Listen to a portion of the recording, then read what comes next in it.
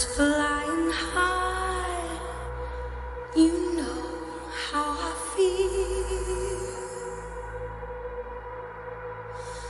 Sun in the sky, you know how I feel.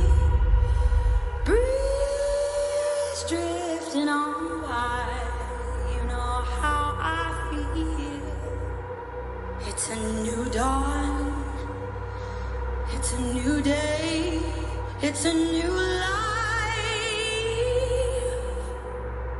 for me, yeah. And I'm feeling good.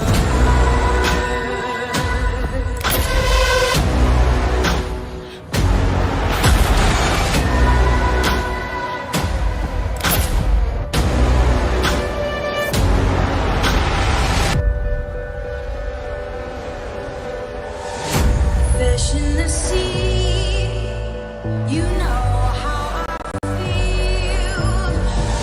River running free, you know how I feel. Blossom on the tree, you know how I feel. Hello everyone, welcome to ALR. I forgot to resize that incredible promo, but we'll do that some other time. This is the start of season 9 of ALR, and this is going to be a fantastic world championship, isn't it? Remember last season it was all about the battle between Troye. All about the battle between Troye and Boxtel, and of course also we had Percy in there as well. But Mercedes, of course, they have got the world champion in there. They've got Troye, who will be driving from. Then of course 9 wins in his championship in his career now. Brilliant stuff indeed there for Troye, also with 5 podiums as well. His teammate Fanjo is making the step up from silver. He has raced a couple of times in the past in ALR Gold. However, he has not finished a single race yet in his career in ALR Gold, so hopefully he can. Next up is the Constructors World Champions, who are the Constructors World Champions for basically every championship apart from the Bronze Championship last season. So apart from the Bronze Championship, which is incredible, wasn't it? Alpha Tower, of course, joint constructors as well as Gold, Silver, and the 100% champion, 100% league. Really good stuff indeed. Gamer is going to be driving and leading the line then for the Alpha Tower this season, and of course he has now made 26 starts in his Gold career. Remember, he's a very accomplished Silver driver, and he really started to make a name for himself later on in Gold last season, and I think he had a podium in fine style in Mexico, if I'm not very much mistaken. And Siege then, who will be looking forward to seeing what he can do in Formula 2 coming up this Wednesday. However, before that, he's got to tackle Gold then.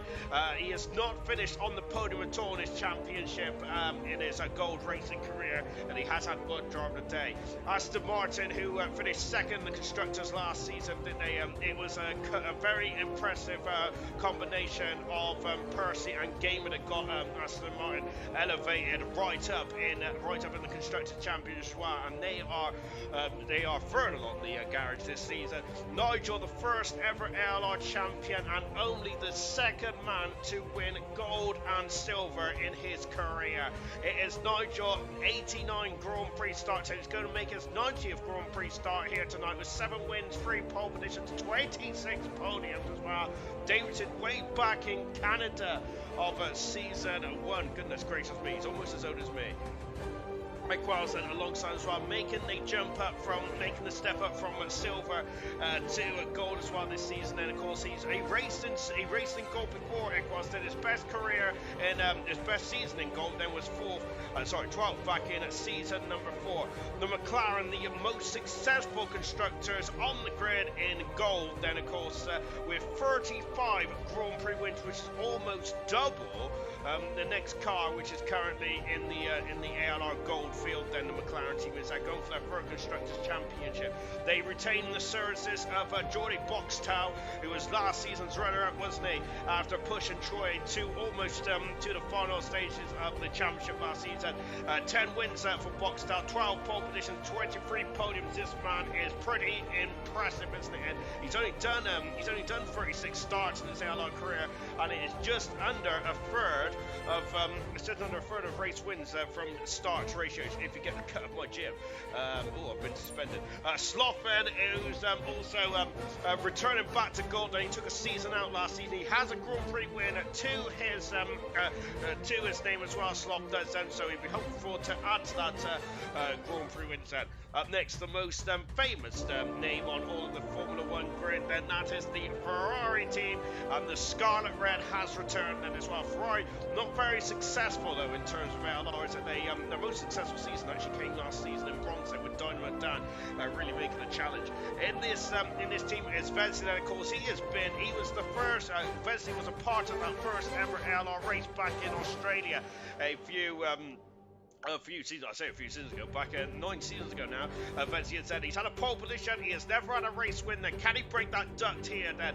And also we got Coop, as in Soup, who will also be driving the second Ferrari. Made a very good impression in the second Haas team. In the second Haas seat, towards the end of last season when he replaced Liam, and so he had 15th in the championship at the end, and hoping for bigger things now. Coop then going for his first full season. Talking of Haas, they are next, and of course the most improved team as a whole last season. Liam, Coop, and Raging Bull, or Mr. Rage last season, was pretty imperative to that season, to that team's turnaround. And of course, talking of impressive, it is Sam Green, who will be driving in the Haas team as well for this season. And of course, 22 starts, and he made his debut back in Saudi Arabia last season, and since then he has been a formidable force. As that incredible second in Azerbaijan was pretty impressive to say the least, wasn't it? So looking forward to seeing what he can do, and he'll be racing alongside Liam, who also is back in the Haas team as well. Liam, a seasoned veteran, making his 50th Grand Prix start tonight here under the lights in Bahrain. Good stuff indeed there for Liam. Never had a Grand Prix win, and he's never had a pole position either. Can he get that? Can he get one of those this season? I reckon he can.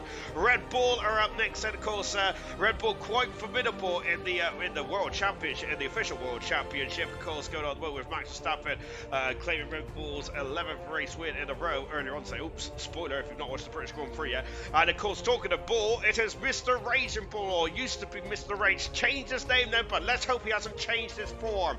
30th Grand Prix start tonight for Mr. Raging Bull. 8th in the championship last season. One of my drivers of the season. He took that pole position in incredible circumstances back in Monza, and hoping to do the same again. And Indigo, of course, was a part of the turbulent season, which was the Alpine team last season. So hoping for some more stability this season. Finished 19th in the championship last season, but he only participated in 5 races. So he's going to have another crack at gold. Then this season is Indigo. Then good luck to him. Best finish of 7th position. Then next is the Alfa Romeo team. Then of course Alfa Romeo got a new sponsor, a Kick. Then of course I think it's a new streaming service, isn't it, or something like that. We may be on there, not into the distant future then. But Alfa Romeo then solid if unspectacular last season for the Alfa Romeo team. I think that they probably thought they would get more, but they would definitely get more tonight this season, of course, with the season 6 champion of German leading the line for the Alfa Romeo team. He's made 70 starts in his ALR Gold career, only the second man in history to win the first man ever actually was to win silver and gold. Then 13 Grand Prix wins and 24 podiums as well.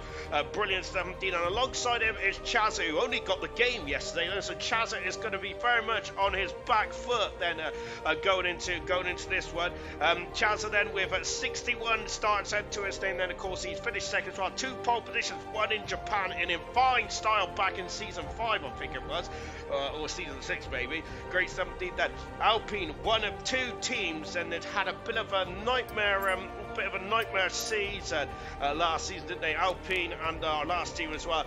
They was really much, and they started to get on the up then, but a door of revolving drivers unfortunately cost them majorly, I think, in the Constructors' Championship. But Markey, ever-present driver in the McLaren team last season, will be driving the Alpine this season. 18 starts. I remember Markey got promoted from silver, going up in making the jump up to gold. He did a very good job indeed. Then finished 11th, then, which he was the last driver in that incredible lot of drivers, and it was very much going toe-to-toe, weren't they, for that battle for sixth in the championship.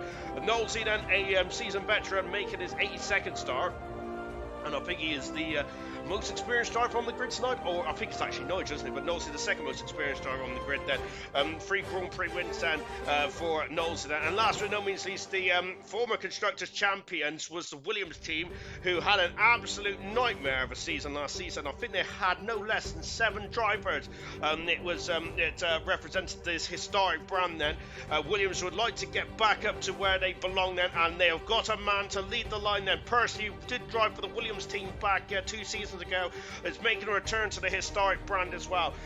There is a lot of flashpoints last season between Percy and Boxtel. Can he get a clean pair of fields? He's had 8 Grand Prix wins in his career, and he finished 3rd last season, of course. But Percy, never drove like Boxtel, is very much in a short space of time really becoming the main fixture of ALR. And last but no means least then is Immortal, of course, so incredible in the 100% league last season. However, this season for Immortal, he would like to really show his mettle in the gold championship as well then. And now then we get on to the race itself. Welcome everyone to the season 9, the first race of ALR Gold. Then, and I must admit I'm actually 5 minutes early because I broke the promo, which is not very good, is it? But we're here tonight in Bahrain. This is the 9th ever season, the 9th ever Bahrain Grand Prix here tonight in the Bahrain International Circuit. Gold baby. Knowles is saying hashtag ALR for Equals. Time for season 9 for Smithy as well. Well, before we do get underway, then we got just to let you know then that there is not official, even though normally there is, we do normally have the official Formula 1 cars. I've lost my headset. I'm sweaty already, that's why, goodness me. We have not got the official Formula 1 cars tonight. What we've had to do is the drivers have gone out and designed a livery of such then for the teams, and we're going to be using the world car or the multiplayer car kind of thing.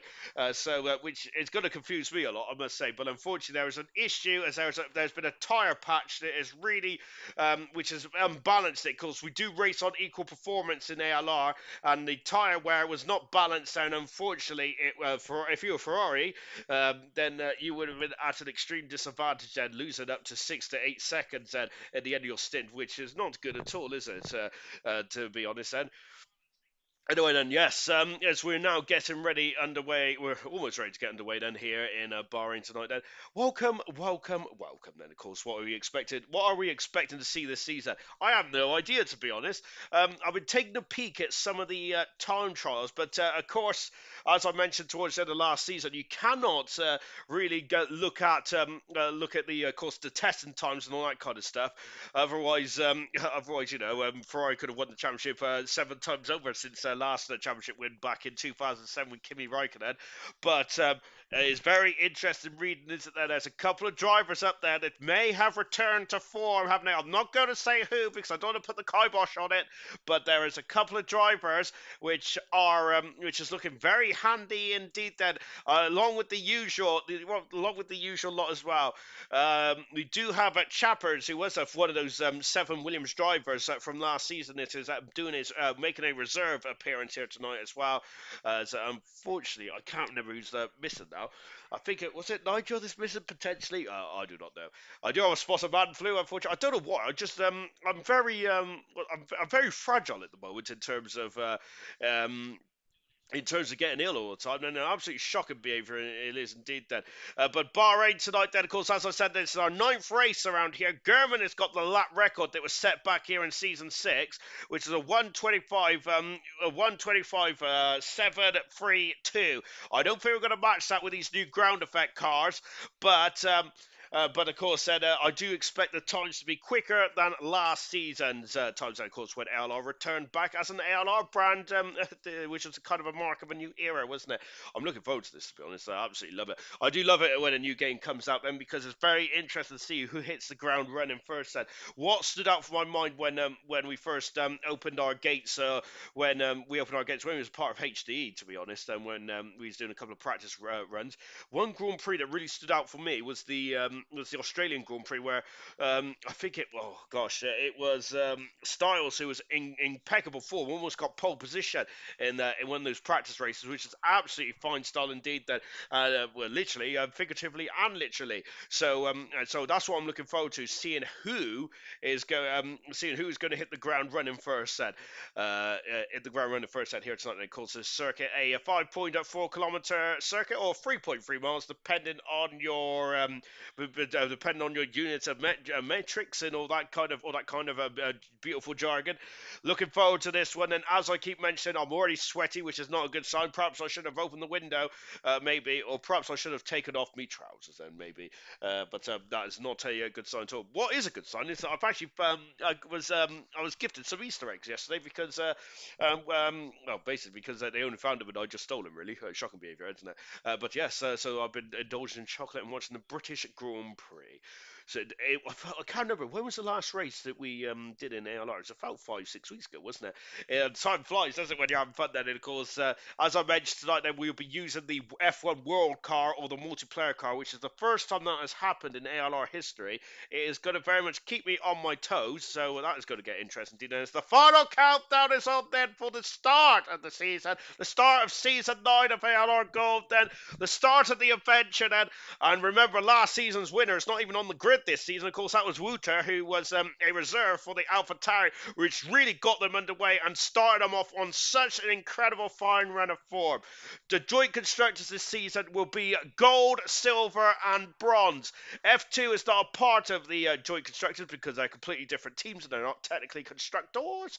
But of course then, so the joint constructors will not have as many high points then. But as much as I loved seeing how good the AlphaTauri team was last season, they were impeccable in all divisions, to be fair, weren't they? But especially and gold, silver, and the 100%. It really impressive indeed. Serious Mushroom, evening Sean, evening all, and the best of luck then. Good luck to silver guys that moved up to then. And yes, indeed, Serious Mushroom did touch on the silver drivers that have moved up then.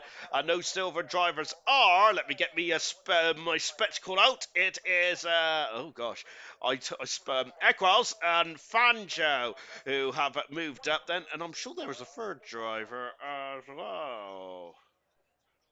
Nigel, I apologise, but Nigel's not in the session, is he? Shocking behaviour indeed. Q1 then, so if any of you, excuse me 1 second. Sorry, I got a bit of the old man flu. That's what I get for going outside when you're ginger. Right. So this is a qualifying one. We got 4 qualifying in silver, but in gold. But in silver and bronze, we have got the standard one session qualifying, and then of course in Formula 2 we got the sprint and the feature race. Percy, for some reason, on the intermediate tires, even though the track has not been declared wet, so that is going to be frowned upon. We got Gamer then saying evening. Good evening to you, Gamer then. Welcome to the stream then. Welcome to the jungle potential as well. Our first car out on track is Percy then on those intermediate tires, and we've also got Boxtel on intermediate tires as well. I don't want to break it to them, but you do need to clear the bar. Remember, Perez didn't clear the bar yesterday in qualifying for the British Grand Prix. We don't want to see any major hitters that have any issues as well. So we're watching Green out on circuit as I gotta quickly get my spreadsheet up here because I don't recognise that car at all. This is going to be fun, isn't it? I was very disappointed about hearing about hearing about the having the issues we've had at the World Cars. It was a bit rubbish, to be honest, isn't it? Just on board with Green now, it's the Haas car. Shocking behaviour, I should have known that there. But yeah, it's the Haas who was going to show off their MoneyGram new sponsor this season, and tonight they will unfortunately haven't been able to. So Green has gone out in the Haas car coupe. Oh, that's a lovely representation of the Ferrari there. Oh, I love that. That's fantastic there. Car 7 as well. Coupe as in soup. Then the champ Nigel, and you forgot. I know, shocking, isn't it? That's the problem when you're been in hibernation there for about 2-3 weeks then. Right then, so we're going to see who puts in a first competitive time then. So here is Green, as I mentioned then, from Baku onwards last season, he was in impeccable form, wasn't he, Green? This is great to see him back in the ALR Gold this season as well, making his 23rd start tonight, Green is. But I think he only missed one race when he became, since making his debut, Green, which was back in Saudi Arabia. Really impressive stuff indeed then. Serious Russian, that's a Haas. Yes, it is indeed then. It is indeed. I'm getting so thrown by these liveries. And of course, then, even though they're using Formula One World cars, they will still be scoring points for their constructors championship. Then on board then with Green then as we go down into turn 1 as well. Then the track has not been modified from this season to last season. And everything is very much the same. With 3 DRS zones then on the start-finish straight on the run-up to turn 4, which is Green is showing us now. Talking of Green is going to be a very green track indeed. The opening stage, so the track will ramp up to get quicker and quicker. Of course, the other DRS zone is in between turn 10 and 11 as well. Just dropping down the hill then into turn 8 then as well, and on board there with Green once again then. Of course, we do, what is the default helmet, I hear you ask, and I think it's a yellow version of what Green's got then, but luckily Green, with his namesake, has gone with the green helmet. I love it, fantastic. Of course, the helmet is the most important part of the driver's repertoire. Look at how much track he uses on the outside there, Green is. This is going to be a very early indicator. It's going to be a great indication to see what is occurring on this, what is going to be occurring in the championship there. But remember, last season's race in Bahrain did not play out how the whole season played out. Remember, that Troy missed the first race last season, didn't he? And I think so did Boxtal as well. And I think that Percy had a bit of a nightmare race last season around here, if I'm not very much mistaken. How the final turn then, and Green is going to be the first man to set a time on the board then across the line, and it's a 29.9 there to get our Formula One Season 9 adventure underway here in Bahrain. Chappers has got second fast at the moment. Of course, Chappers tonight who is in a green mean fighting machine then, and he is replacing, I think he's replacing Nigel here tonight then in the Aston Martin, which that's a very nice Aston Martin, doesn't it? It feels like a caterer to me, don't it? Does it? Absolutely beautiful stuff indeed then. Very good then. And just as I'll just take a look at the comments and looking forward to a few changes then from Pace, the guys who wasn't at the front of 20. It was at the front of the last game then. It's so as someone of the drivers streaming then, Sky Remco. I think that a couple of drivers are probably streaming, to be honest. I'm not sure who. They probably do it on Twitch as well, don't they? But I'm not sure who for the drivers are streaming at the moment. And normally Knowlesy streams quite a bit, but he's in the garage at the moment. Liam used to stream as well a bit, and I don't think German ever streamed one, did he? But Coop as in soup, currently second fastest at this moment in time. And maybe Sky doesn't want to hear me speak, which is understandable entirely. Gosh, because I speak absolute waffle sometimes. There's Marky in the Alpine machine then going down into turn 1. I love that Alpine machine. That's fantastic, isn't it? Of course, Alpine. One thing I did was look forward to was hopefully Alpine on there and run off livery. Well, because they had 3 races with the pink, didn't they, at the beginning of the season? Here's a Mortal in the Williams head, a Mortal and Percy then. I'm really looking forward to seeing what those two do, because that's going to be an interesting dynamic, isn't there? A Mortal with the Max Verstappen Miami coming out of the final turn of 14 and 15 here. I'm going to win, Serious Russian, then, probably. Let's go, Chappers. Neil guest is saying that. Knowlesy top 3, Serious Russian. My Williams livery, handcrafted by myself, then. Percy, a lone wolf, that is. We got one of the Williams is on track at the moment. which is Immortal then, as he is taking a bit of a shortcut at the moment there. Gosh, I don't know what's wrong with me. I'm sweating profusely over here. Goodness gracious me. And also, I'm a mess as well, to be fair, because, oh gosh, because, yeah, I think I've got a bit of the old bad flu on right there, which I'm just going to complain about from here to the end of time, but that is just me. I'm just a ginger chubby guy who moans a lot then, especially when I have to go to the fridge. Marky, he had a good, I think he had a very decent season last season. We've got a bit of slip-through going on with the two Alpies there. Very interesting stuff indeed there. Because we do have 3 very long straights then, and it was on that final straight where you don't have DRS on this circuit. Marking out the front turn, there's 2 white lines there. That's going to throw me, I think, in this one. And now you can see that he's returned the favour. Marky is in car 12 in his 2nd season in gold, as his DRS error is having a bit of a open shut kind of problem there. On board with Franjo, who is in the Mercedes. Had the first look at the Mercedes car. We've got the Haas on screen at the moment, and Liam, yeah, flicking it through turn 12 and 13. A 7 in the second intermediate split time there before getting on the power at turn 13. Let me quickly look back down to the comments there. See, man, then, Immortal with a lovely bit of fire. I love it. Evening all from Vintage. Good evening to you, Vintage. Dylan, good evening to you, Dylan, there, Vintage. A new season is upon us. It is indeed, then. Nosey has poked a stick at me, then. He said, it's time to wake up, Ginger, and I am awake now. Liam, yeah, is also awake as well, and he is 3/10 of a second quicker than Green at the moment there. And in third position there, Liam back with the Haas team, where he raced for the Haas team a few races for the half the season last season. Mr. Ranger 4, who was my driver of the season last season, and great stuff indeed there from Mr. Ranger Bull in the Red Bull, which you're going to get fed up with all my puns, I think, after that one. But he is 2nd fastest at the moment there. When we do the highlights package at the end of the season, we're going to be like, what's going on here with all these multiplayer cars there? Absolutely incredible. Here's German then. Of course, also they're on board now with German in the Alfa Romeo. It's more of a black and gold machine, and I think he's got the Apex racing car rather than the Alfa Romeo. But German out of the final turn then, as he got Immortal still quick as a by 10 for a second from Mr. Ranger second. Knowles, he's up to a fantastic third. German only a 30 so far. He does struggle around here, German does, and when history shows us his results. And Siege there, who is hopefully also going to siege the opportunities as well in the Alpha Tauri. Engineer insanity there from Siege as he goes up the hill into turn 4.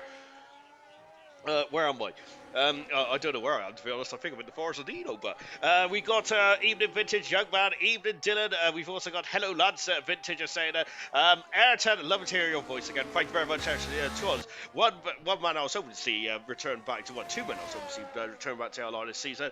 Not come to fruition yet is Ayrton, of course, the multiple bronze Grand Prix winner, and of course, the most decorated driver in ALR history. That's Emerson, of course, said. To be honest, it does sound like I always have a man crush on Emerson, isn't it, there? So I do listen to... I love that helmet, by the way, from Siege. That's absolutely fantastic. It absolutely matches the car. Anyway, yes, yeah, I do sound like I have a man crush on Emerson, doesn't it? But of course, he is the most decorated driver in ALR history. As it stands at the moment, there is Grand Prix record wins of 33 could come under attack for this season, then potentially from... actually, I don't think they can it? We've only got 22 races this season, and we were talking about the calendar in just a jiffy. Siege coming across the line, and Siege going 7 fastest. I don't think that I don't think anyone could overthrow his number of wins so far, which is 33 at this moment in time. Then Red Bull of race looking like a Harlequin Polo. Polo?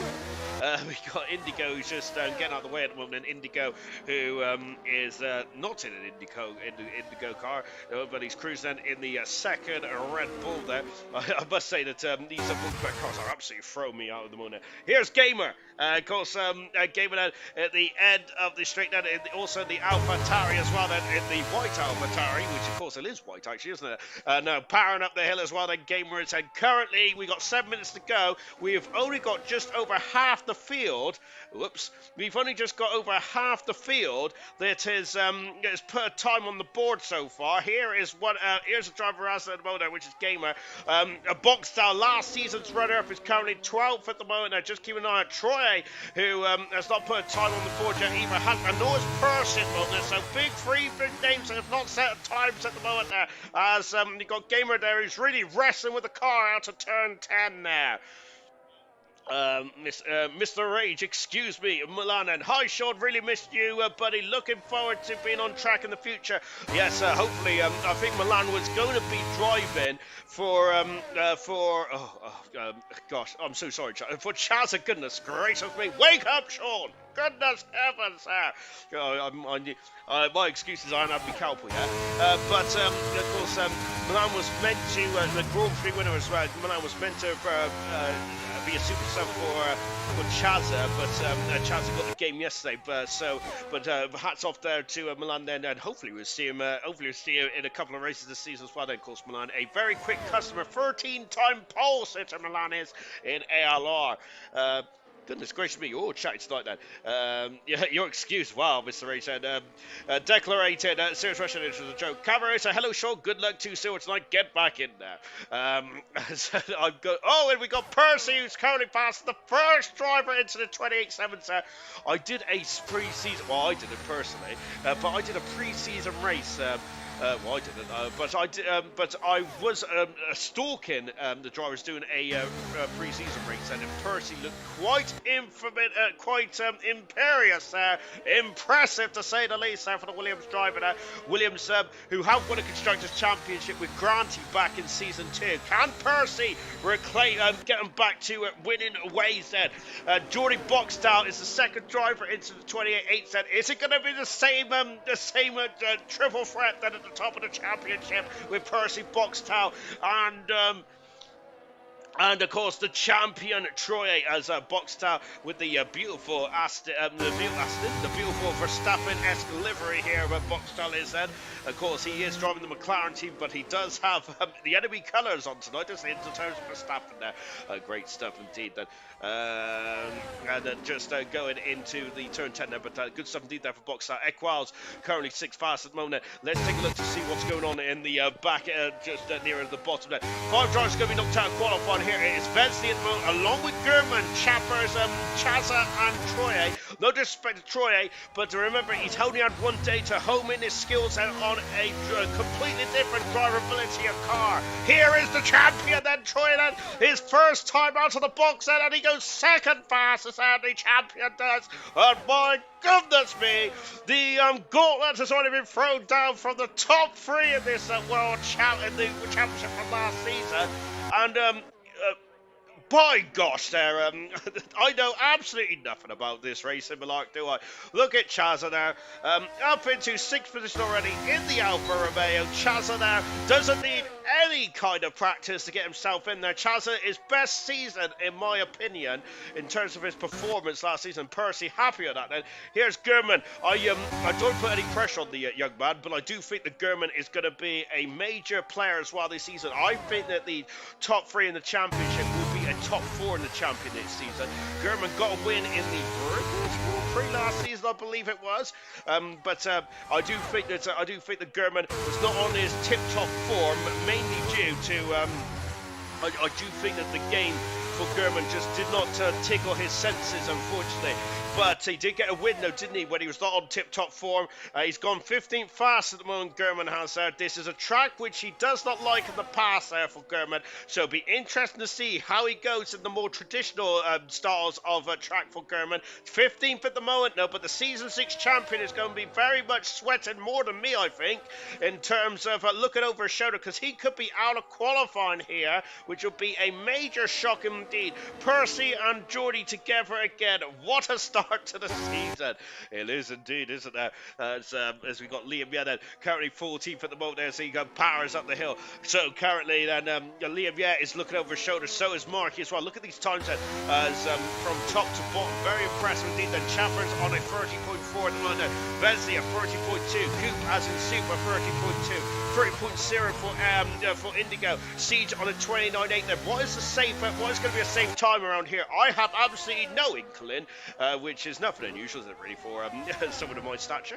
Car 66 is Liam Yedden. Lovely helmet design indeed. I haven't altered my camera yet, because I like to have me onboard camera a little further back, because I like to see the whole of the driver's helmet then, because I am a helmet man through and through. Liam Yedden just powering up the hill out of turn 11. A lot of drivers are retiring. They're retiring in the pit, so do not worry about that, folks. And if one of your favourite drivers is retired, don't worry, they are safe and sound in the pit. I have not missed. Oh no! I was going to say I've not missed a crash, but we have seen a crash there, and it is Liam, out of qualifying, and he is going to be kicking himself on that one, is he, Liam? That is the first incident of the season out of turn 13, unfortunately. Oh my word! Then Marky has did he improve there? I'm not sure if that's a German. Also out of qualifying as well. Then he is currently through at the moment. Now I don't think he's in the wall then. But that is a disappointing start for Liam. Chappers across the line and improves by 8,500 seconds. He's at the limit of that machine in the Aston Martin. Chappers is there, but at the moment he is the slowest of the time runners so far. He's got enough time to go around again there, but has he got the deployment? Has he got the fuel in the car? He does have the deployment now, as I think I broke my nose. I've just punched myself in the face. Ow. Coop then is currently in the bottom three. Both Ferraris are in the bottom three. What can Vesey do there? Vesey has been here since the start, almost there. He's crossing the line now. We've got 35 seconds in this Grand Prix. Nope, in this qualifying session there. Oh dear. Got Coop then, who's just powering up the hill now. Indigo, who is also on his way as well. Siege started his lap as well. It is going to be tears. I think it might be tears at tea time here for one of these drivers. Liam Yedden is, even if he does get through, he's not going to take part in qualifying. There's no spare cars in qualifying anymore, unfortunately, for these drivers. Of course, they had it so much easier back in the 90s and early 2000s, didn't they? Here comes Kupas and Soup then out of the final turn then in the Ferrari, and he goes 16 fastest, but that is it. He is done in qualifying, unfortunately. Well, I see the pink car in the background of the Alpine. I think it was Knowlesy. It was Knowlesy that just coming into the pits now. I'm just having a look to see what else is going on out there. I have no earthly idea. Chappers then out of the final turn. And what can Chappers do? He's currently the slowest of the time runner so far. Almost onto the grass there. Chappers goes 19 fastest, but he's out of qualifying as well, unfortunately. Indigo at the top of the hill. He's gone purple in the second sector. Half a second he has found. Indigo has, and that is a pretty imperious form there. I love that word imperious. I don't even know what it means, to be fair, but I think it means something good. Out of the final turn there for Indigo. Oh, slap him over steer. That is going to cost him now. He's almost off the circuit. He's on the grass there. Indigo is there. Oh, and he's hit the DRS. Very unusual incident, but I think that's caught. Oh, that Ferrari almost into the back of him there.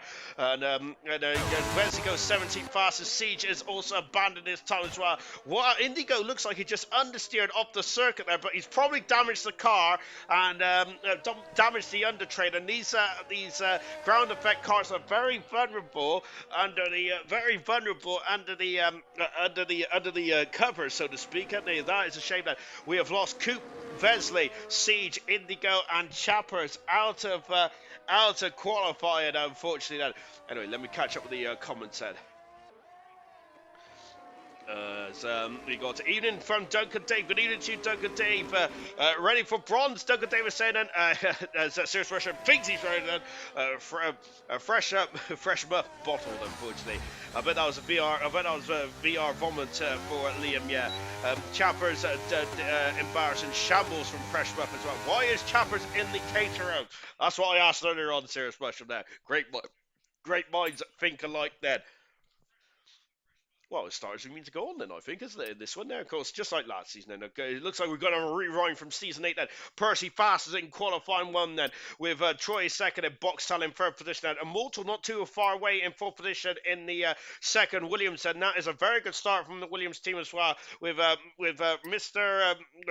Raging Bull and Chazza fifth and sixth, and Knowles in a very strong seventh position as well. The former Grand Prix winner out of qualifying. We've lost 6 drivers. Chappers out of qualifying. Then we just heard it. Indigo had a very odd incident there. Probably damaged the under tray of his car. Siege in 18th position. Vezi 17th. Kupaz in Soup 16th. And Liam in 50th. He would have made it through, but he did not know that. He's not Mystic Meg, and he's out of qualifying as well, unfortunately. So we roll on into qualifying 2.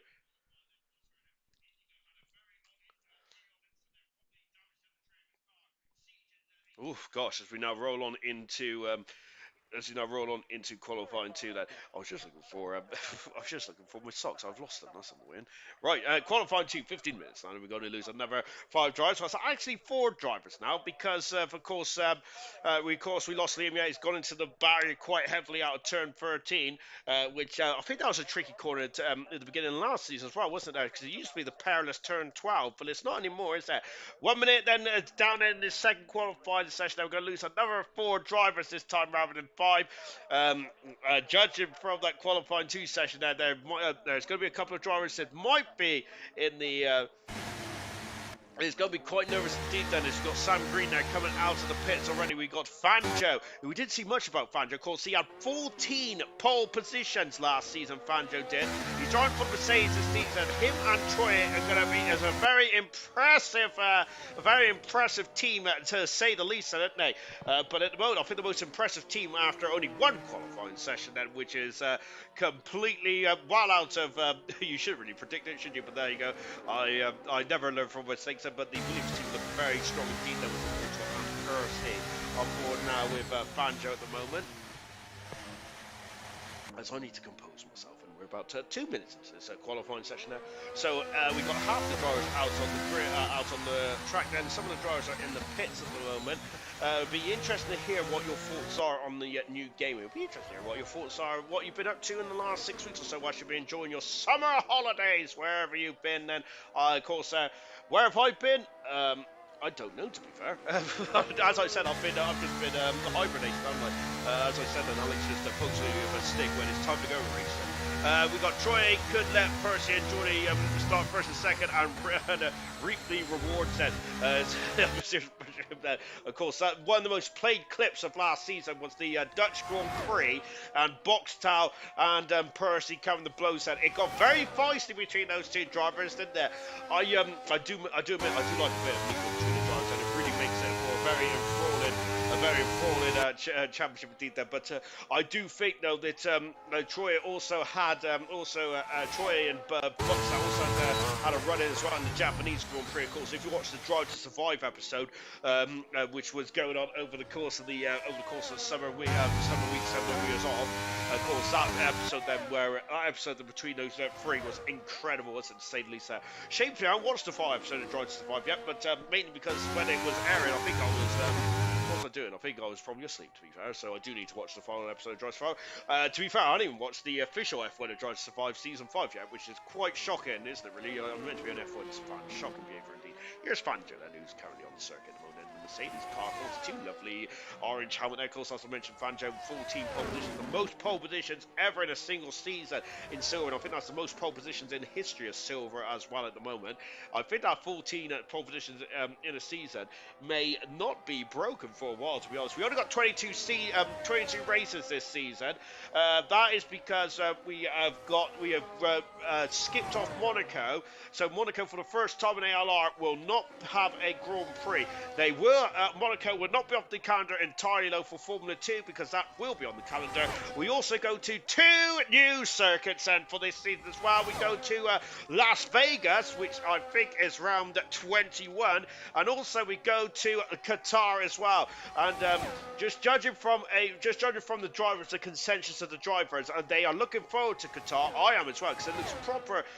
It looks like a really cool circuit drive. I haven't drove it yet, Also, but unfortunately, though, it does remind me of that horrific Las Vegas race. Not the new one, I mean the Las Vegas race in Caesar's Palace car park. A bit, anyway, but maybe a bit of an oversized circuit there. As first on second fast at the moment, Green and currently the slowest of the time so far. But I say that with tongue in cheek because there's only been 3 times on the board so far. Gamer struggling so hard with this car, losing the rear almost in every corner. Gamer really hasn't got his rear planted as yet at the moment now. Sloth, who's in the... we haven't seen Sloth, have we? We're looking at the triple crowned livery that he's really showing that off, isn't he? Beautiful. Indeed, there's Sloth then, of course, driving the McLaren, and he's gone fast there, 0.2 of a second in front of Percy so far. We've got Mr. Rage and Bull. I need to sort myself out with that. Mr. Rage and Bull in the Red Bull, currently 5th fast at the moment. Then Equals is 6th then. Yeah, 6th at the moment. Equals is then in the Aston Martin. And who else there? Who else set time? I don't know, to be honest. Here comes Nosey in the pink machine. Here he is into the top end of the circuit, and you can see Nosey's even colour coordinated his helmet. Lovely stuff indeed there from those. Oh gosh, I keep losing me hat. Where am I? What is this? Where am I? What is this Q2 about then? Banjo for the win, Dylan is saying, and it must be a mistake, Knowlesy, then. As, of course, Knowlesy in the Q2. To be fair to Knowlesy, though, I think he was stepping in the car at last minute, so for more often than not, then in the seat when he was being reserving. This is the first time in since season 6 that Knowlesy has started Gold season as a full-time driver. Normally, he's been a reserve driver, so he's always been stepping in the car at the last minute, whilst everyone else is probably pounding around doing the practice and stuff like that. He has not been able to practice. So this season is going to be very interesting on those. Remember, in that season as well, he was an early championship rival of Emerson. By the way, that's a complete lie. Season 5 was the last time that Knowlesy was a full-time driver, not season 6. And yeah, he was a championship rival to Emerson at the beginning of that season. Well, Knowlesy won 3 of the first 6 races. Marky going at second fast. Marky's never won a race in ALR Gold yet then, but we love to see it this season. Well, he's currently second fast at the moment in the second Alpine machine. That's good stuff indeed. The VW Polo, Serious Mushroom is saying that I forgot which car we was referring to. So I really hurt my nose, and I accidentally punched it when I got excited during during qualifying one, and I hope I haven't broke it, but it's really painful. I can't breathe through it anymore. Boxtel currently coming up there as well in the McLaren. McLaren have kept the services of runner-up from last season. Boxtel, he kept the championship alive right up to the second to last race. He had to miss that race in China, which is unfortunate.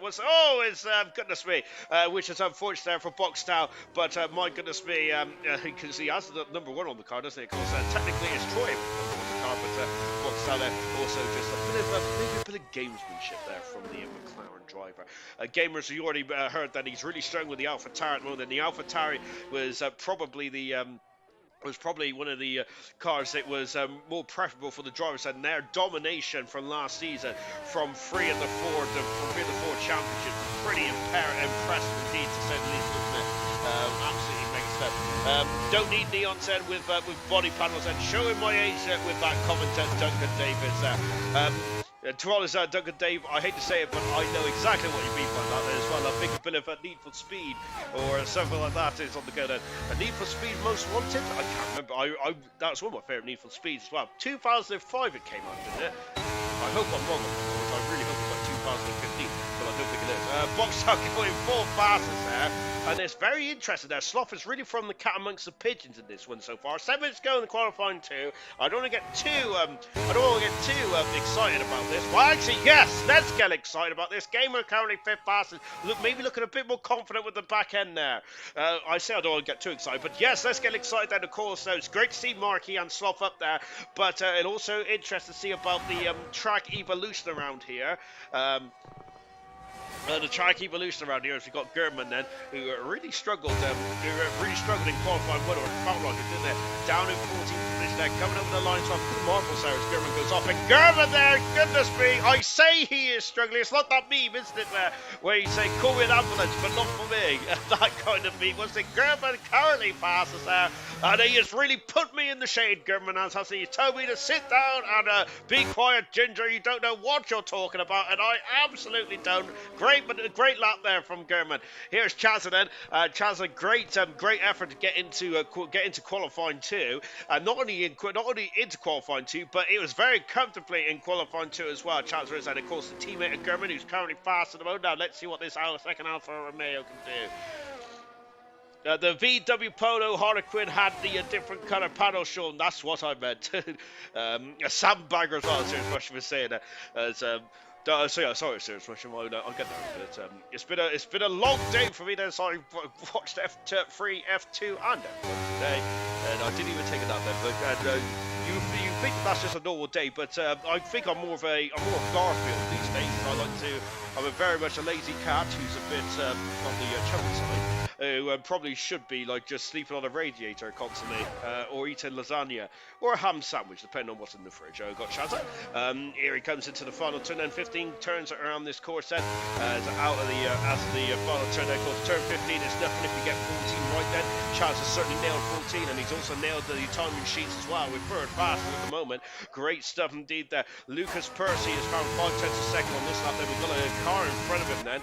I think there was that Immortal. That might have been Immortal in the second Williams car as well, who has just got out of his way then out of the final turn. It was his teammate Immortal, and the beautiful, I like that Williams car, it's lovely.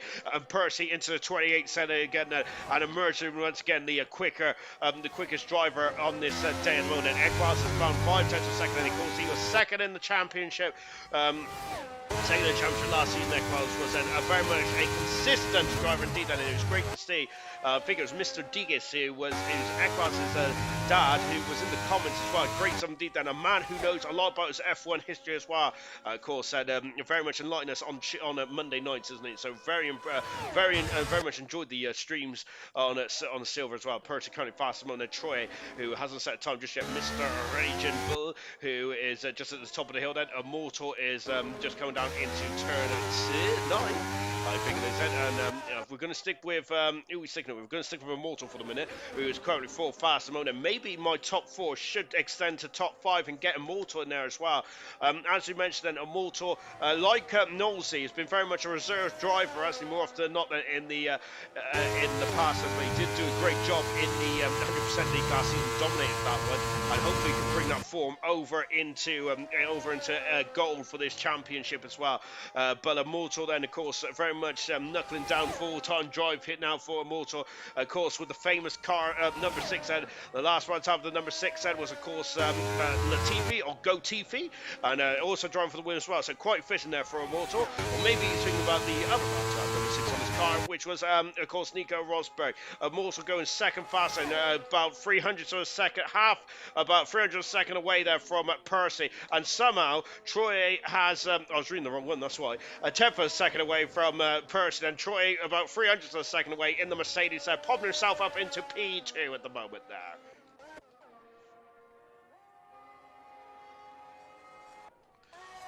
Well, coming in the pits, Mr. Raging Bull then also powering up the hill as well at the moment. 2.5 minutes to go in this session, so drivers are now going to start to get very itchy and very twitchy about Troy there just taking a shortcut. Here comes Knowles out the front turn, and he's also starting his lap as well. We'll see what Knowles can do there. I'm just watching Fanjo currently in the drop zone at the moment. He's down in 12th place. He's found 0.2 of a second in the first split time, and Boxtel also in 10th at the moment, so he's going to be a bit nervous as well. We're going to stick with Fanjo for the moment, because he is the furthest driver around on this circuit at the moment. Thank you very much, sir, for joining us tonight. It's an honour and a privilege for you guys to give up your to get up your Sunday nights and to listen to this old fool there talk about Formula One, but well, talk about ALR.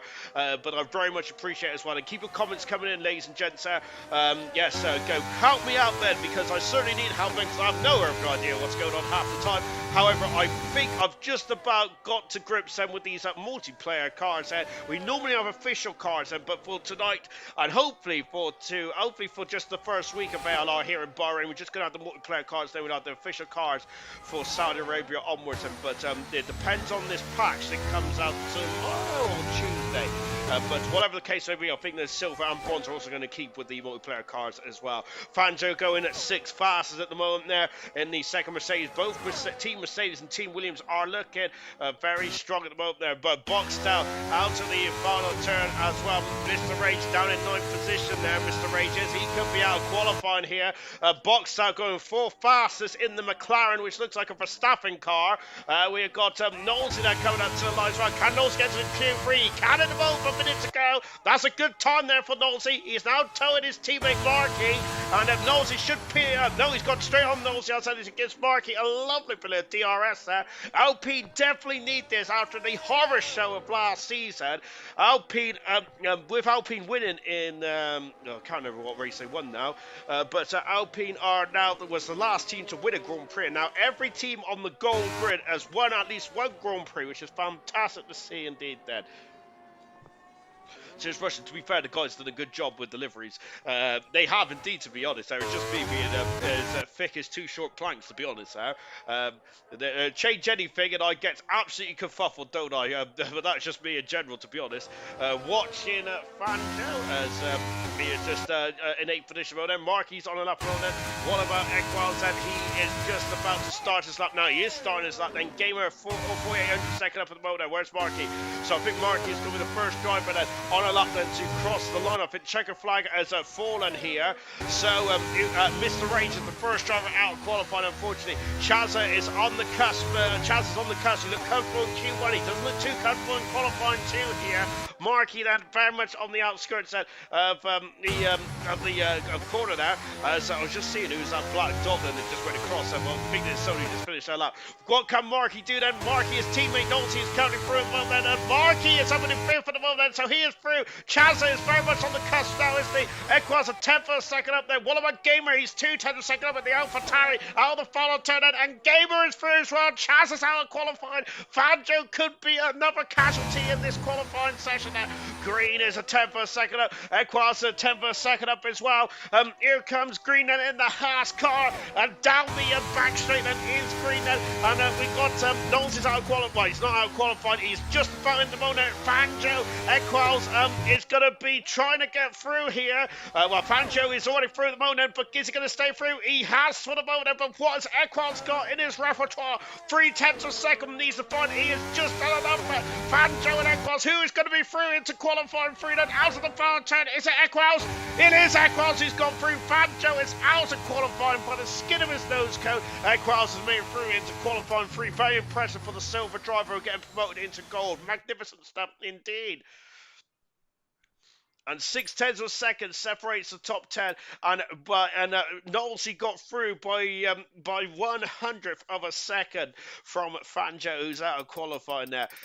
But so just to confirm, then we've lost Green, we've lost Mr. Rage, Chazza, and Fangio all out of qualifying. Unfortunately, the Super 10 consists of Percy, Troy, Immortal, Boxstar, Markey, Gamer, Equals, Gurman, Sloth, and Knowlesy. Yes, as Knowlesy said that Alpine has smashed it. I think there's going to be a lot more overtakes in this game. Serious Russia was saying that. Alex always drove off straight off into qualifying 3 there. He straight line turn 1, didn't he? Goodness gracious me. And that's a very lovely time there from Equaz, and very satisfying to see all those zeros, and 3,000 seconds quicker than Gurman. I'm going to need a shower after this, and I am absolutely saturated. And unfortunately, I've run out of Lucasade as well, which isn't very good, is it? I'm trying to replace me electrolytes, then, which I have no idea what they mean, but apparently it's something good. Knowles, going to take pole. Gamer is saying then, is that a spoiler? Goodness gracious me, Gamer! I think you should have warned us before giving us that information there. Right then, here we go then for the Here we go then for the start of qualifying free. As the natural light is beginning to fade and the artificial lights is beginning to take over. 12 minutes in this qualifying free session. I think we're only going to get 2 runs from each car as they all come out of the pits now then. Of course, this track is about 3.3 miles long, but they will all trip over each other because it's just standard. It's what the drivers do, isn't it? Of course, they all want the same piece of tarmac. Of course, they are very much childish, aren't they? But let's see how this one transpires.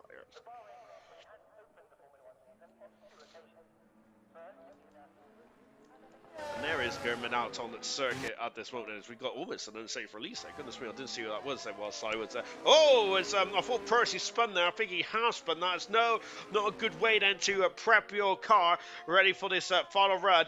Of course, we do not. I wish one thing I would like to have is probably some tyre graphics to tell us who's on used and who's on new tyres there. But of course, maybe one day in the future. I think, by the way, after tonight, if we get a certain amount of live views, as Percy's gone off again now, well, the back end strikes stuff. It's like he's trying to drive a shopping trolley there around Tesco's. Every little helps. But I think if we get a certain amount of views tonight, we do get a magical new button on YouTube called like join or something like that.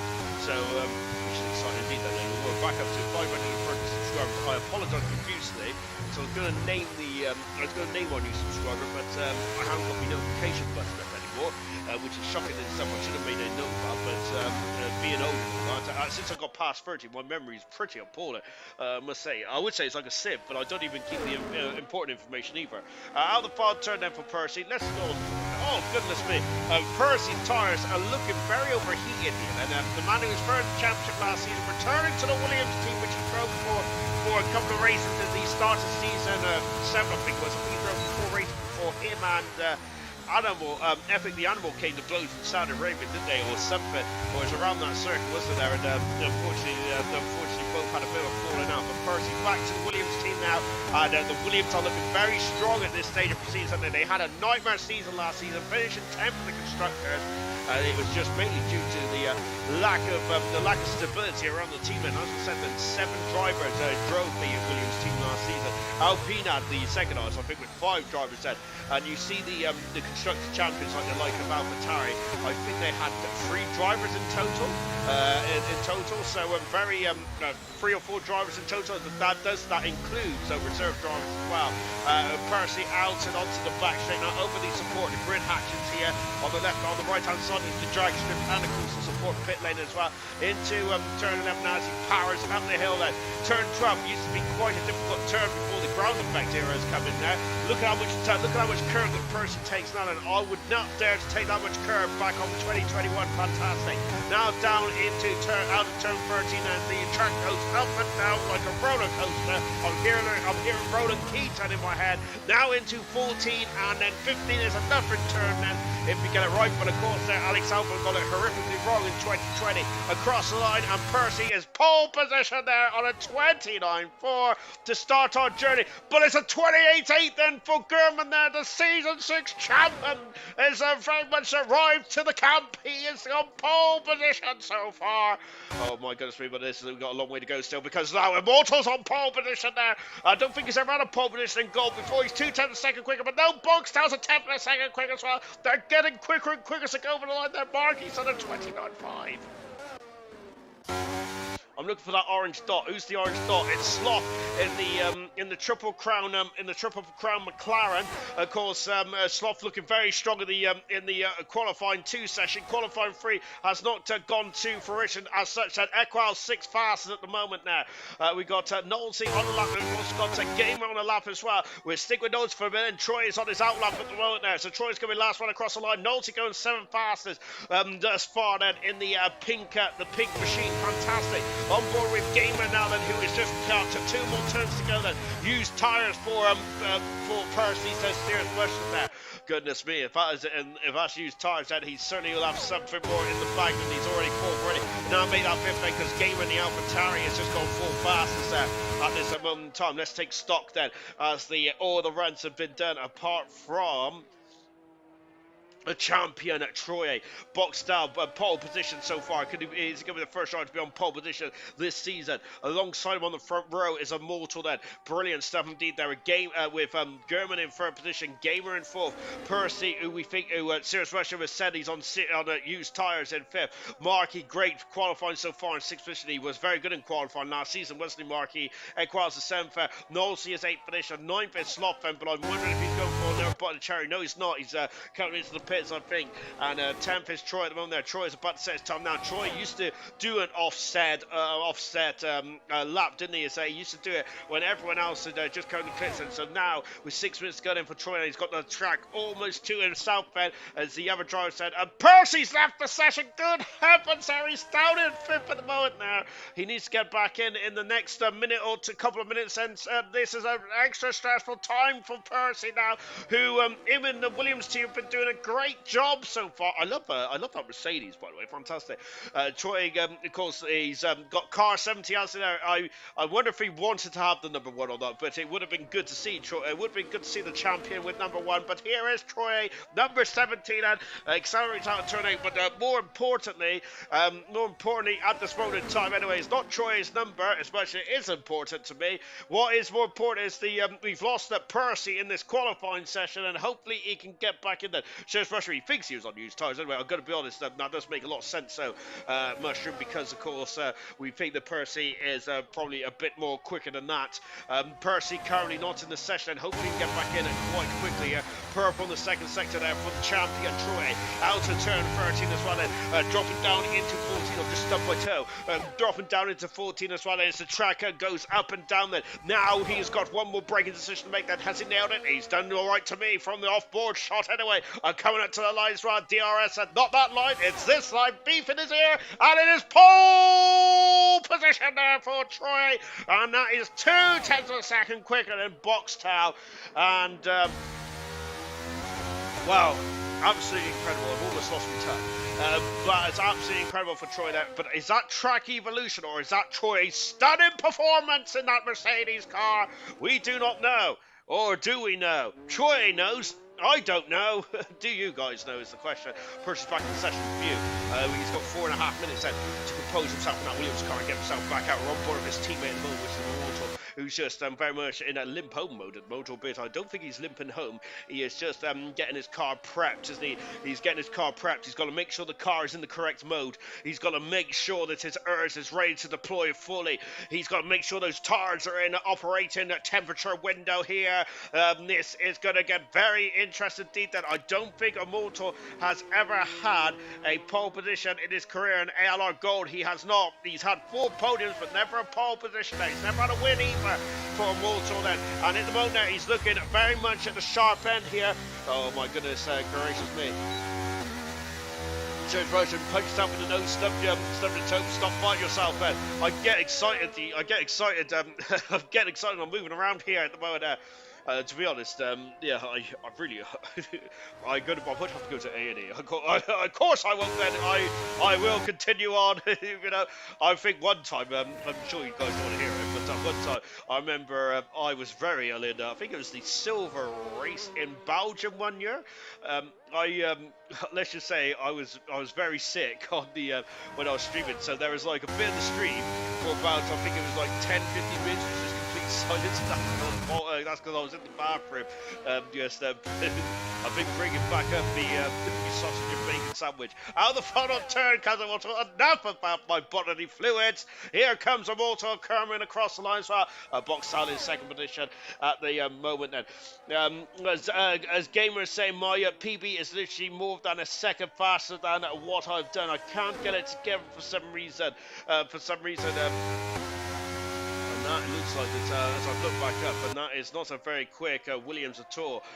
We got Boxtel who's just starting his lap, then we got Mercedes in between as well. I think Mercedes on an outlap, so we're going to stick with Boxtel for the moment because we think Immortal has, well, it looks like he's abandoned his time there, hasn't he? Or maybe I'm just wrong. It looks very pedestrian there, doesn't it? So we're going to stick with Boxtel. It's a 10th of a second up there. Percy's left the session again. And why has my AO got used my fresh softs? I had 2 fresh softs and only one then. Oh gosh, there.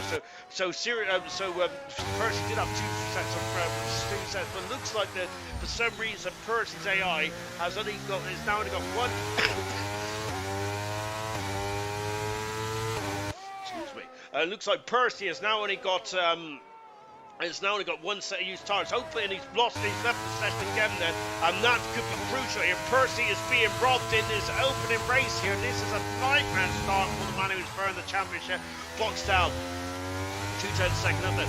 Troy's got about 90 seconds to get to the line there. It's leaving it very quick then. Unfortunately there for Percy, the highest is going to be a 6 tonight then. Remember in qualifying last year, he had to come through the field. Didn't he more often than not then? And he has mentioned that this is fun. I think that's where a sarcastic one tone there. Boxtown pole position there for the McLaren team. Boxtown's gone fastest so far. Let's see how that one goes. He's a tenth of a second in front of Troy, who is currently second fastest at the moment. Then, unfortunately for Percy, he's left the session again. It's a nightmare start for Percy. Absolutely devastating. Here comes Markey's in third position in the Alpine. What a lap there for Markey, and now he's towing his teammate Nosey. This is absolutely perfect teamwork there from the Alpine team. Great stuff indeed. I love it. Teamwork makes the dream work. Good stuff. Is the champion going to get to the line then? And the champion is very much, he should get to the line there with 30 seconds to go. But my goodness me, he's going to leave it quite late, isn't he? Gamer is going to be the second to last man across the line, because it's going to be Troy, who is the final man across the line to set his time then. Just as he now comes out of the final turn to start his lap. And what about Sloth then? Sloth has invalidated his time then, but I think actually it's going to be Sloth who's going to be last man across the line here. And I love the helmet there from Sloth, but very much a Barrichello from on board there. Sloth, and that is it then. Everyone is now on track then, apart from Percy and German. German has not come back out. What's happened to German as well? Percy and German are not out on circuit. That is absolute disappointment indeed there for both those drivers. Out of the final turn there comes a Mortal third fastest there. He is on the second row of the grid. Boxstar's just crawling back to the pits and he has done his time. He is currently on pole position for the opening race here in Bahrain. He didn't race here last season, did he? Here comes Equals, and across the line, Equals staying in 8th position there. Nosey, who is as Boxstar's traveling says he's got on pole position. What can Nosey do is a return to a full-time seat. He's on the third row of the grid. Magnificent time there from Magnificent. And Gamer's invalidated this time. So Gamer's going to be 7th on the grid.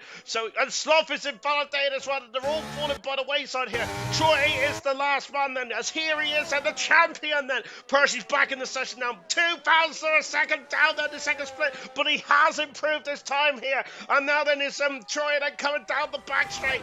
And let's see what he can do then. And he has got to be less than 1,000 a second, less than a tenth of a second. He's got to find him for the champion. Out of the final turn, he comes and Boxhouse on pole position so far for the opening race of the season. What about Troy across the line? It's not enough. It's not enough. And his Boxtel on pole position for the Bahrain Grand Prix. What an end then to that qualifying session there. It is Boxtel who gets his first pole position of the season in fine style as well. And McLaren's first pole position as well. Magnificent stuff indeed there for a Boxtel.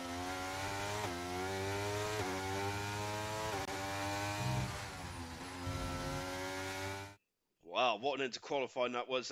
Oh my word, then that was fantastic. That is Boxtel's 13th career pole position in gold. Then magnificent stuff indeed there for Boxtel, and that is his first of the season. And he is usually a very quick customer when it comes to qualifying, and that is certainly an impressive start into the season. 4,600 second in front of Troy in second, then Mortal in third with Markey up there in fourth position. Gurman didn't set a second time in fifth position there. Knowlesy in sixth position on his return to full time. Great stuff. Gamer in seventh position. We didn't see a second time then. Percy had issues in qualifying. Is down in eighth there. What a shame for Percy. Equaz in that position, and Sloth didn't get a representative time in either in 10th position. Also returning to ALR tonight. I can't even get in Percy saying just my luck continues then as that was unfortunate then Percy it's been a final day and unfortunately he's been knocked in and out then so that's such a shame then but Gordo saying sorry I'm late, good luck everyone. Percy is saying he can't race then and oh no it's that is an absolute bitter blow for Percy. This was going to be, this season was potentially going to be a championship. But this is a horror start, and this is a horror start for Percy in his championship bid. That is not good at all. And yeah, he ain't gonna be able to take control. No, I think you're right, serious.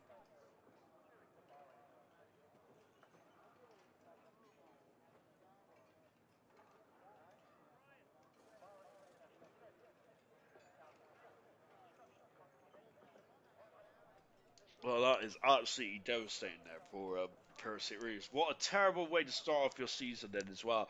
Um, we have 21 we have 22 races this season, which is more than plenty, isn't it? But that's not how. But now for those for his own, Percy is not going to be able to start this race, and the man who's eighth on the grid, he should have been higher up as well in quali 1 and 2. He was very much keeping up with the pace of the top three, wasn't he? Percy was. So that is a nightmare in of it. That's an absolute nightmare. Not a good way to start this championship at all. Then. And now then we get to, sorry, I've hit my headset. Right, and there's 29 laps to go then around this circuit. And hard and medium tyres then for everyone on the circuit. We have got Nolsey on medium, Percy on medium, Sloth on medium, Banjo medium, Mr. Rage and Bull, I should say, on medium, and Liam on medium as well. Everyone else is on the hard tyre. Why can't Percy take control? I think it's because when you join, you probably joined too late then for the formation lap because of that. That's what I'm sure that's what happened last season, unless I'm very much mistaken. But that is a horror show for Percy. Devastating indeed. Let's go for the grid a bit quick then, shall we? Boxstyle's 13th pole position of his career in gold, then fantastic. Alongside is actually, seriously, you might be right. You might have to wait to the start. Let's hope Percy can take control because he's going to be a major factor in this race, even if he is down in 8th position. Troy in 2nd position, Immortal in 3rd, with Markey in 4th position. German is in 5th. Then 6th position is Knowlesy with Gamer in 17th. Percy currently not in the race at the moment. Well, fingers crossed. I've got everything crossed that Percy gets in the is able to take control of his car. At 9th position is Equa, Sloth in 10th position there, Banjo in 11th, 12th is Chazza with Mr. Raging Bull in 13th, Green is in 14th, Liam Nye in 15th, very close to the back of his teammate. Cope as in Super in 16th position, 17th is Bessie, both Ferraris, unfortunately, 16th and 17th. Siege is in 18th position in the AlphaTauri. Indigo in 19th position there, and at 20th position is Chappers, and of course the reserve driver for oh no, Fanjo's up for session as well for is reserving for Nitro. Got box style just going up on the grid. Might have to wait till the race starts. Last came. Normally you could take control as the lights come on after the formation lap. Well, it might just before you started. Oh, look at the mixing strategies there. I really hope that Fanjo and Percy can take the start now, because that's not a good start. That's not a good opening stages here in this race. Fanjo's out of the race by the looks. That is a nightmare race there for Fanjo.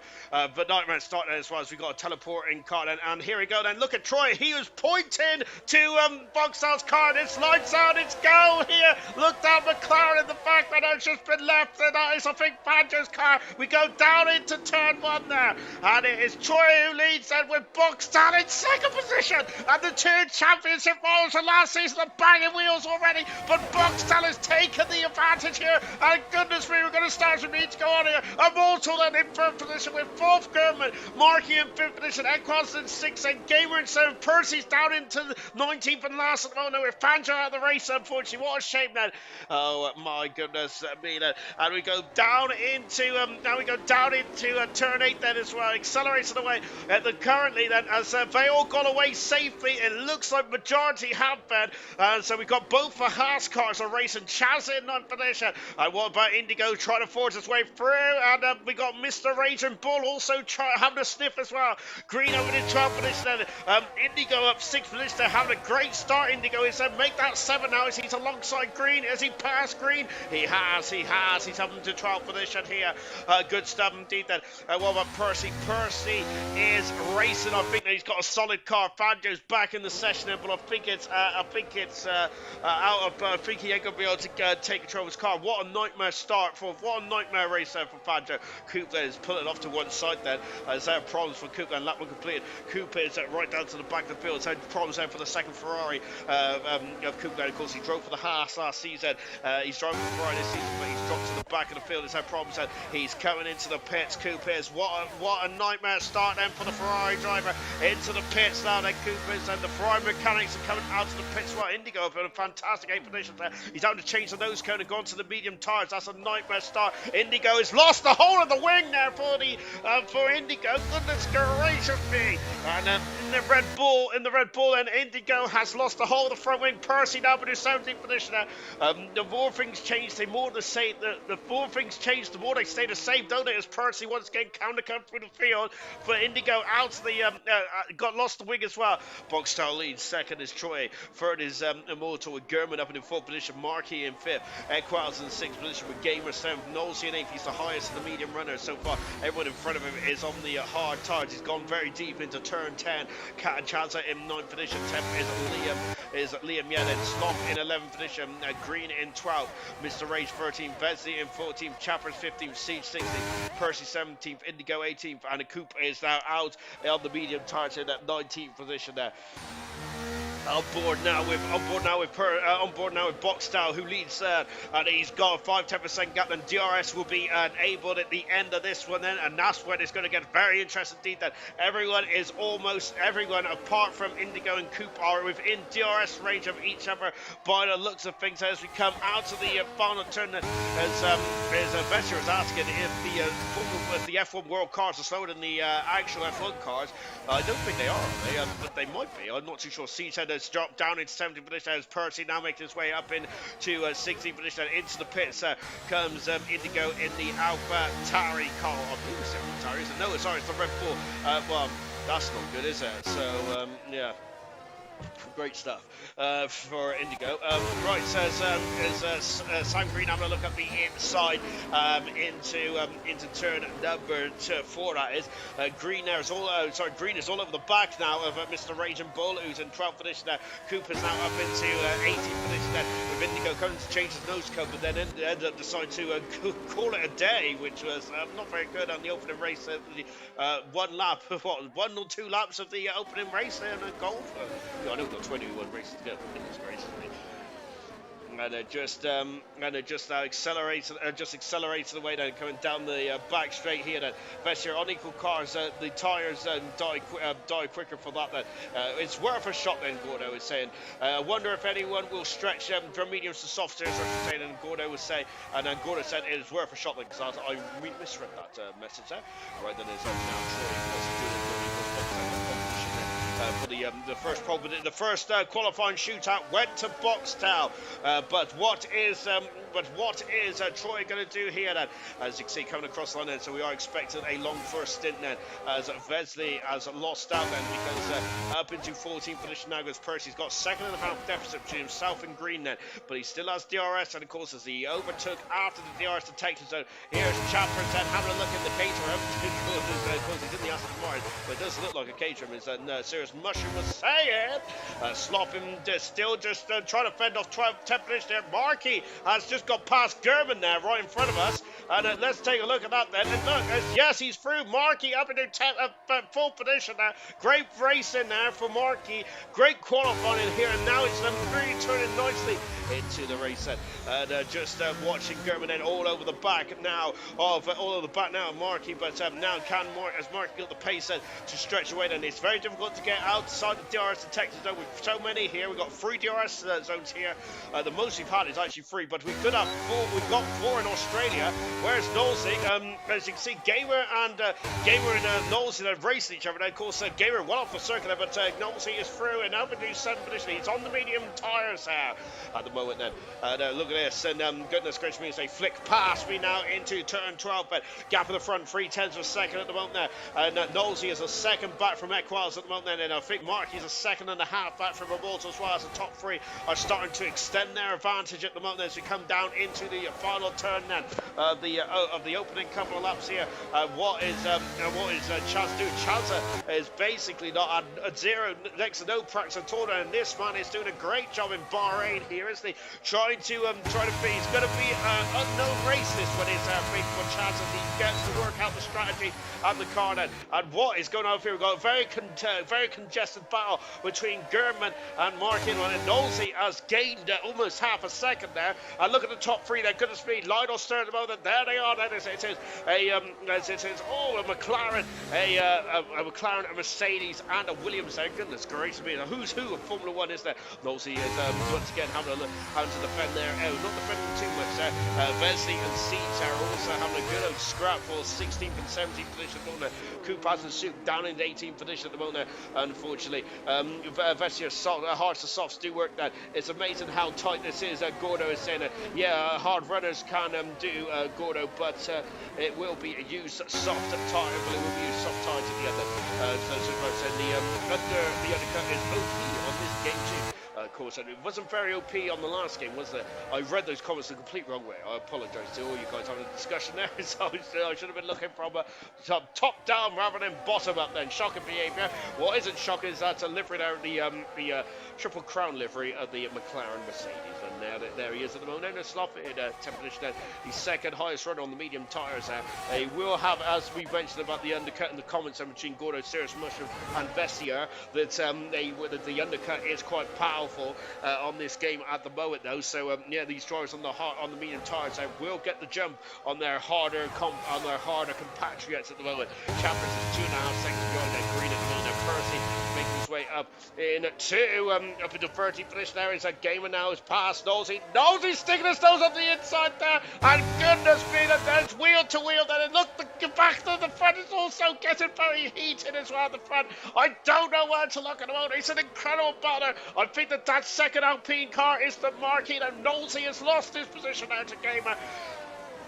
Troy is as Mr. Rage has dropped down the order. Sorry, Mr. Rage and Ball looks. I'm not sure if he dropped down 2 positions there, but he's behind both the Haas cars now. As Green and Liam is also swapped positions as well. It's all going on here in Bahrain at the moment. As you can see at the moment, as we are getting into the evening here at the moment. Serge Rush is too confused for me. It's very confused for me as well. I have no idea what's going on in this race at the moment. Incredible race. Look at the top three. 2.5 seconds in front of Markey, who is in 4th at the moment. German is 5th.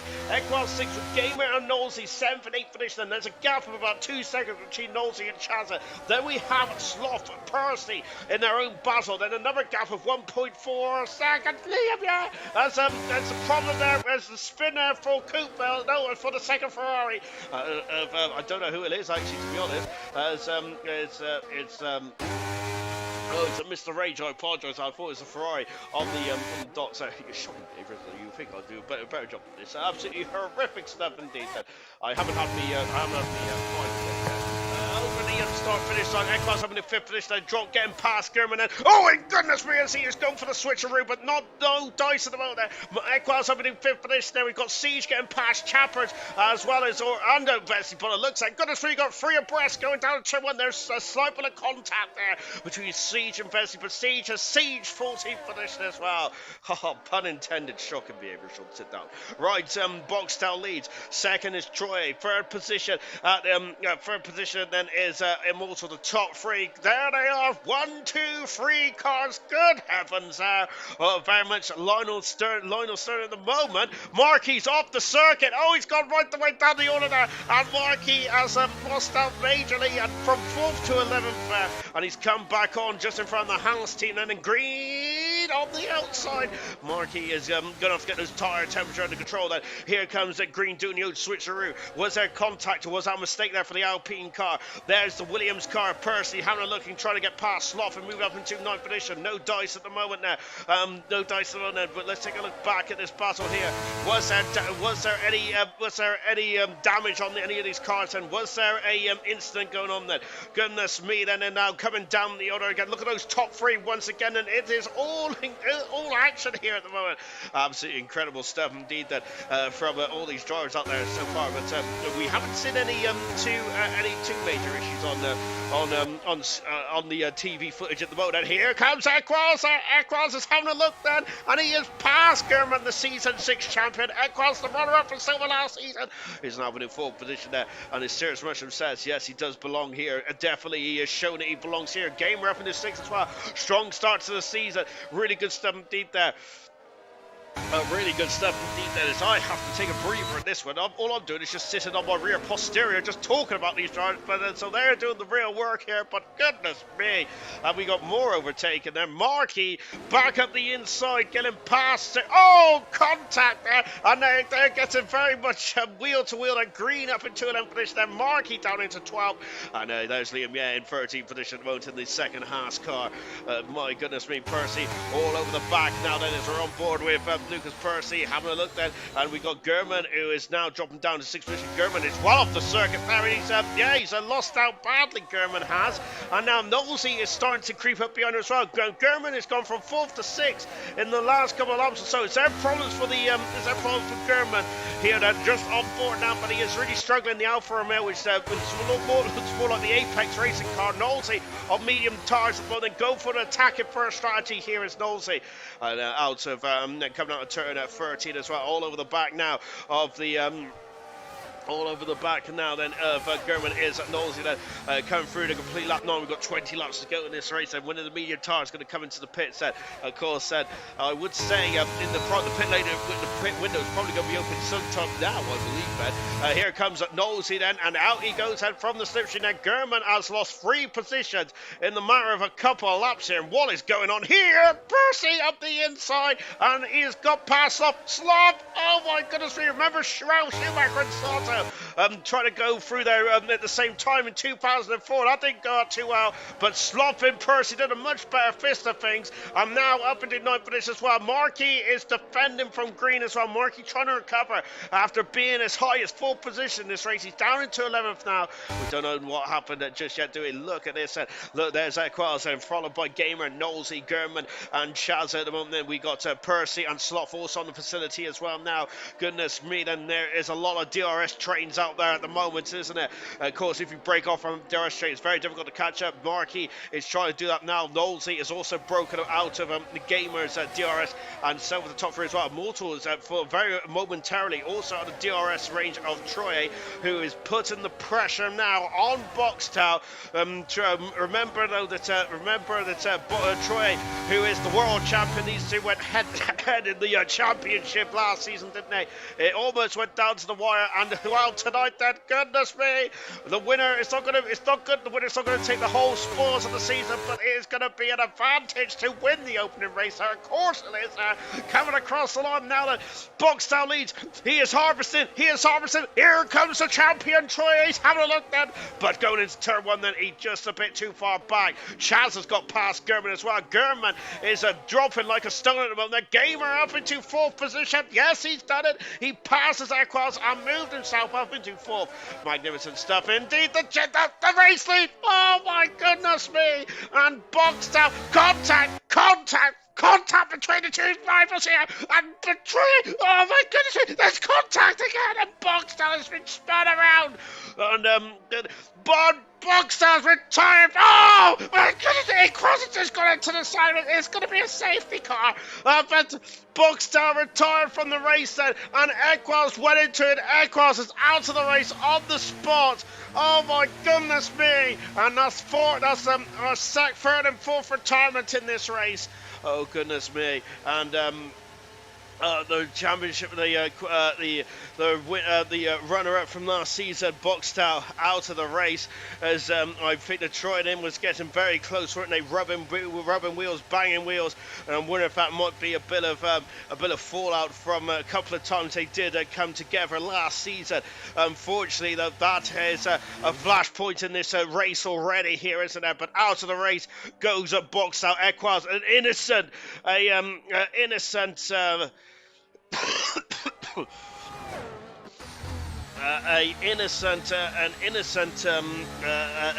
bystander there was was like was and into the pits comes Troy now then. So so it looks like we got a whole host of drivers coming in the pits. Is this too Knowlesy has got no wing at all then? Was that I'm wondering if that was we'll see what happened there, because we had a bit of a rubbish camera and got serious rushing. You could see that coming into the pits now. And this is the problem with these F1 World cars though, is that you could end up queuing and losing all mighty amount of time, because you don't know who's going to be your teammate here, unfortunately. So yeah, so that's oh dear, and Vesey also coming into the pits as well. Percy has left the session. What's happened to Percy? Percy is gone as well. Goodness me, there's two heavyweights in. Look, he's crawling. He is out of the race here. Percy is. What has happened to Percy? We have lost 5 drivers in this race. What is happening here? Into the pits comes Coop. My word, this is absolute anarchy here. And Percy, I'm racing on spectator mode for every. I'm racing on spectator mode. So sorry to Marky Equals for saying it. So, did Equals go into the back of Marky? Green leads the way. So we missed that on the. So that might be what Equals was apologising for, because Marky all the way down 10th position. He dropped all the way down after turn 8, didn't he? Percy, I have no idea what's happening as Equals has left the race as well. I have no idea what's going on with Percy tonight. That is, it looks he could control the car, couldn't control the car, and then all gone there. You did nothing wrong, Serious Mushroom is saying it. In that instant we just seen between Boxtel and Troy. No, he was innocent bystander. I wonder if Knowles got damaged from that as well. But yeah, Equals an innocent bystander there. Percy out of the race. Then we lost 5 drivers before we even got to half distance in this race. Safety car is out of the moment. Everyone has pitted apart from the Haas driver of Green. And I'm wondering if Green feels that the medium tires will go get to the end from here on in. Then safety car is going to be out for a couple of laps then, whilst we wait for Coop to catch up then. But Percy out of the race then. Equals, Boxstar, Indigo and Banjo all out of the race then. Goodness gracious me then. And just as yes, there's a lot of opinions going on in the chat at the moment then. Equals thought that Boxstar was a ghost then.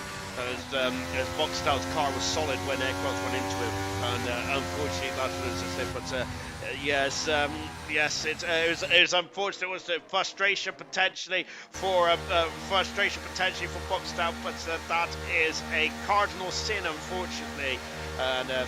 That is a shame. Yes, him and Troy were coming to blows on there. Banging wheels. It looked a bit vicious going up the hill from turn 3 into 4. They were rubbing wheels, weren't they? Into the pits now. New set of soft tyres for Marky. This is basically, in essence, a free pit stop here or thereabouts anyway. But here comes Coop, as in Soup, who's been in the back of the field. Hats off to Coop, though, for continuing on then. It's not a free pit stop because he's actually lost position there to Coop. And 50 now up into 40 position goes Coop then.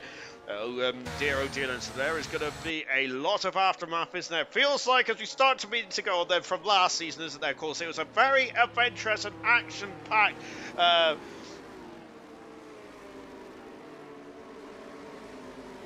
it was a very action-packed season last season. A very action-packed start to this race as well. Hopefully we're getting going either this lap or the next lap. Then we've got racing in just a few moments' time. Personally, the whole race I'm racing in spectator mode. I had all my assists on. I could not see anyone on track either. Then I had to leave to try and fix it. Then it retired me. Just my luck gets better and better. Yeah, I mean, it's like Green almost lost the rear there. Yeah, absolute nightmare there for Percy, and just on board with Green at the moment there as he's just trying to get some heat into the tyres here. He's the only driver that's not coming to the pits, and Martin's come in twice. Safety car. Oh, I wonder if the safety car will come at the end of this one. Martin's got to the back there. That's absolute rubbish, isn't it? From Percy's point of view, that where he had to. Driving spectator mode, that is. I got to be honest, that is absolutely horrible because you probably didn't have any of your information on either, so you wouldn't have known your delta times or nothing. So that is pretty difficult. But he was coming up to the field quite nicely first. Well, safety car staying out then, and I was wondering if Green might come to the pits this lap, but he hasn't done it at the moment. Excuse me, I've got a cough. I'm very happy that I've purchased a new headset over of the off-season, which means I can now mute myself when I want to wet me whistle or cough me lungs out. So that's good stuff indeed. There is, I must admit, I must admit, though, I do seem to I do seem to catch a lot of illnesses as of late, isn't it? Probably because I've been around my nephews a lot more than I used to have. Goku saying I thought Milan was racing. He was racing in replace for Chazza, but of course because Chazza is a full-time driver, did get the nod. He did get the nod, of course, and Chaz did. He's only got the game yesterday, Chaz, so he's done a really good job to be in 5th position at the moment. And that will be a de facto 4th in the not too distant future. Gamers got out in 2nd, has got out in 3rd position as well because of the pit boxes and stuff, which is going to be a contentious issue. But yeah, so Milan graciously stepped aside for Chazza when Chazza wants to race him, because of course Chazza would have been given a privilege because he's a full-time driver, of course. He's currently in 5th position in this race at the moment. We've lost 5 drivers in the opening stage of this first race of F1 23 in ALR. My goodness gracious me. Oh, is my mic a little low, is it? Oh, goodness me, you need to shout at me, ladies and gentlemen. I've actually turned it down a bit because I thought I was far too loud when I was doing testing on it the other day. I was like, oh gosh, I don't want to blow your ears off. But there we go. I have turned my mic up now a bit. Right, it's for lap 13. The safety car should be in at the end of this lap then. Duncan Dave, you always have to leave the space then, Duncan Dave was saying. And of course, that famous quote from Fernando Alonso when he was fighting Nico Rosberg back in Bahrain at 2012 then. Safety car was hoping to be in at the end of this lap then, but it seems to be out still, which is a bit concerning. I hope it ain't going to stay out here, because that'd be a bit rubbish, wouldn't it, to say the least, which has been a very action-packed race. I don't think ALR is using the new red flag feature yet, to be fair, which I would love to have seen the red flag feature. We might have actually seen it there, to be honest, because that was quite a humongous crash, which took Equals and Box out of this race then. But you can see cars there is still lined up beyond the safety car at the moment then. Anyway, the mic is perfectly fine for me. Evening troop said, for me at least, said. Serious Russian, that's much better. It might be because also as well is I do sound very manly tonight as well, because I do have a bit of manly, but thank you very much, sir. Too loud. Oh no, I hope you had taken the big token, Dave. Goodness gracious me. To be honest, I haven't been too loud though, to be fair. Good evening to you, Craig R. I hope you're well. Of course, Craig R will be starting his championship campaign in ALR Silver tomorrow night, which will be taken by the expert analysis of Knowlesy, and Knowlesy will be sharing more of that, more of his expertise in silver as well, especially as he's now a full-time driver in gold, which is good stuff to see. As Green is saying, stop the count.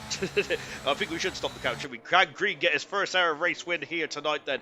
I think that Green, he might need another safety car, but I must say that I wonder if he's going to try and go for soft tires, you know. Then he's talking. Serious Mushroom was talking to Vessier and and Gordo earlier on about the strategy of maybe going to soft tires earlier on. Then, and this safety car might push some of the drivers towards the soft tires going down there.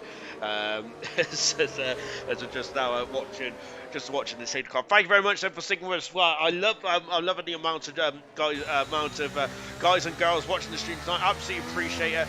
Thank you very much. And of course, keep interacting with me as well, because hopefully. I was going to say, you might not need to interact with me anymore, because I was hoping the safety car would come in now, but the safety car has stayed out again here. Technically, if Sam Green did want to stop the count, if that safety car don't come in, then technically he could, but I don't know. We'll wait to see what happens here, but that is another lap behind the safety car, as this is a bit of a worry, isn't it, there? So I was hoping that the safety car would have come in like 2 laps ago now, but it hasn't done yet. Lap 15 then, and we've still got the safety car. The wife will tell Duncan Dave on there. Yes, happy life, happy wife, happy life is the saying, isn't it? So yes, I do agree with you there, Duncan Dave, very much so. It's this bug Siege is saying. I've got to be honest, I do have my suspicions, to be honest. I haven't heard anything from the admins just yet then, but let's see how this goes then. If it is bugged, what is our options here? That is what I'm going to be asking you all now, as I really would like to carry on this race, and to be honest, mainly because I do need a shower, because I am absolutely sweatier than what I normally am when I'm next to a fruit stand. I am very much sweating from all pores then. Right, Edu, it seems like it got to love a bit of Cody's then. Good, right, is it just me, or has the safety car been out for ages? It has indeed. Edu, is lobby started. This is great and rubbish at the same time for Green then. It should come in now. I think this is it then, Sarah's Richard saying. Yeah, because if it is a lobby restart, then I think we'll probably only do 25%, and it still means that you have to do a pit stop. But Green will probably be leading will probably be going from pole position this much. It'd be essentially a red flag in the real world of Formula One, I suppose. But I think it would just be a 25% race, and you'll probably go from softs to mediums, or mediums to softs, or something like that. But Green technically will make one less stop than everyone else, and currently is leading the way. Hopefully, I've got everything crossed. I've got me toes. I've got everything else crossed as well. Edu saying restart running 25 or 30% or 35% races, the same order. DNFs in the back, only a possibility, potentially. Yeah, of course. There, I forgot about 35%. Yes, you can have 35%. You can have 35% race distance now, which is quite good actually, isn't it? That's much better, isn't it? Because 25% is probably too short, and then 50% too long. Yeah, the safety car stayed out again. Then, so I think that. We got a migrating host that is Farf has had enough. He has left the session. He doesn't want to be involved in that shtick anymore, does he? 1 second. Duncan David, 5-lap sprint. That would be good, wouldn't it? Talking of sprints, and I've been talking about the calendar. I haven't actually talked about the sprint yet, have I? There are 6 sprints on the calendar this season. We got 1 in Baku. Cooper's left the session there. Yeah, Edu, okay, it's bugged then. Cooper's left the session. What I would have done, if I was Cooper, was just waited until we got around the. If the race starts now, because the race might restart. Oh no! And I think that what I probably would have done was I would have waited until because the race might have got underway, because it might have been far that might have been the problem. Now I don't like to point fingers. Actually, I love pointing fingers, but I would have said that it could Farf's the problem, and we could have got racing then maybe. But no, I think that so I think we're going to have to do a short, sharp lobby restart. And 25%, I would presume, that needs to be confirmed by the admin Farfo, but. I think that I would say if anyone who's out of the race then, like Percy, Equals, Boxtel, Indigo and Banjo, probably won't be able to restart. I'm not sure about, actually Lucas Percy wasn't really, wasn't Sue and Banjo as well. I would probably let those 2 races, to be honest. But that's just me, personally. But there we go. That's what I would say. Yeah, just let the drivers that had issues with the lobby at the restart, Fangio and Percy, they might be able to. They would be cool to get them back in. To be fair, safety cars in the end of this lap. Then that's what I was thinking. You see, I thought that it might have been some the host then. So the safety car, because we should have probably waited and then waited for everyone to. Waited to see what happens when the host left, but there we go. Never mind. Right then, so safety car's in, but unfortunately we've lost the field now. And I'm just hashtag justice for Farsec. Green played a blinder. He has, hasn't he?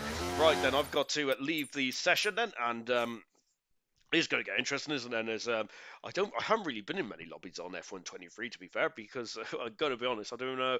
I only just knew how to get into the original one. I got a new sticker album collection. I'll look at that afterwards. But before I do so, by the way, I'm not taking the mick on that. I absolutely love the new sticker album thing. I do like that. Luke Chapman, what did I miss then? Well, we've had action and drama. We've had Fangio, who was unfortunately unable to take the... Fangio, who was unfortunately unable to take the is unfortunately unable to take the start. Was out of the race, so was unable to take the start. We've also lost Percy as well. Thank you very much to Raw Rislin official who has subscribed to us. We all really appreciate that.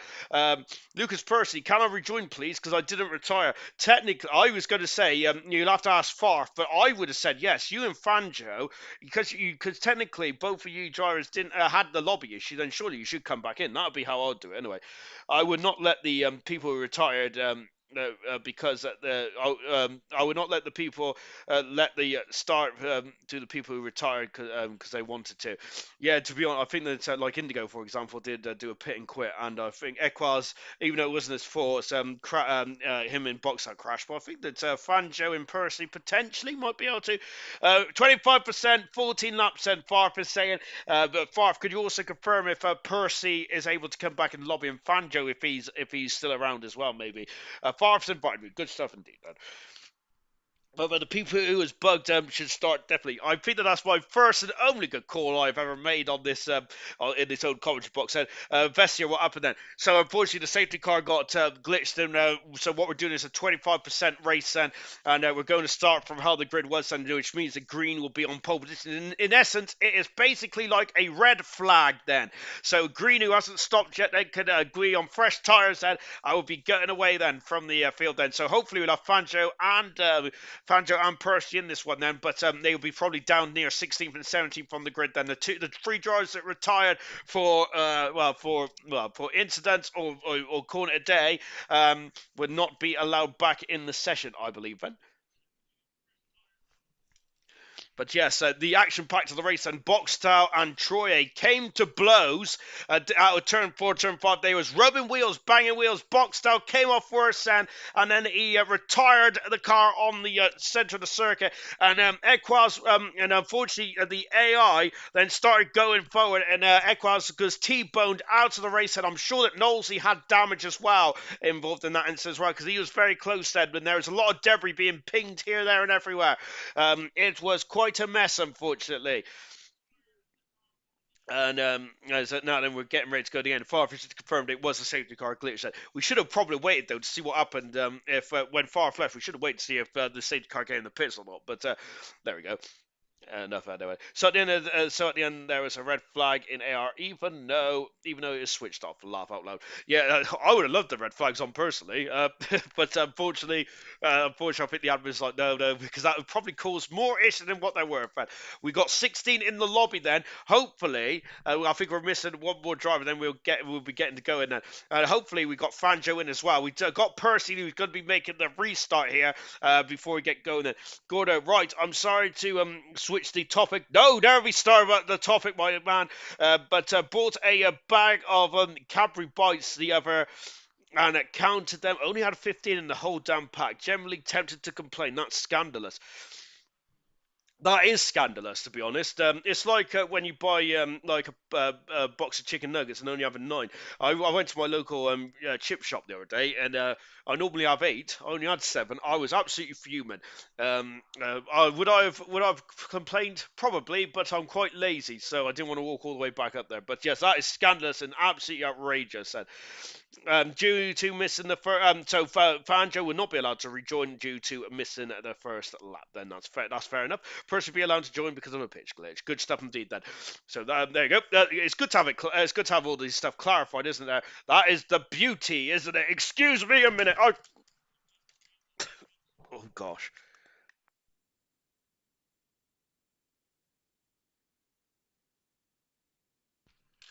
Apologies. I dropped my controller. Now I've lost me. Now I've lost me end. Now 1 second. See, that's a joke. It is a joke. It's an absolute. It's an absolute travesty, isn't it? Where you don't get all your full shebang then, because that's what you paid for. That's what you paid for in essence. So yes, I do believe that I do believe that that is an absolute shambolic. Then. Chappers, I have not had an invite. Oh, yes, so that is the driver missing is Chappers then, because Chappers is the unreserved driver. If Farf can invite him, that would be fantastic stuff indeed. Gordo's, you also got person, much left to everyone, allow me to rejoin. I can use no assist now as well.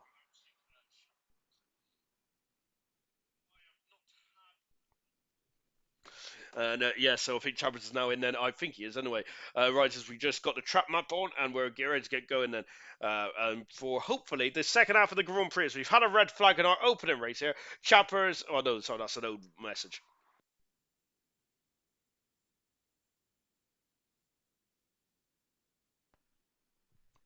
Oh yeah, definitely.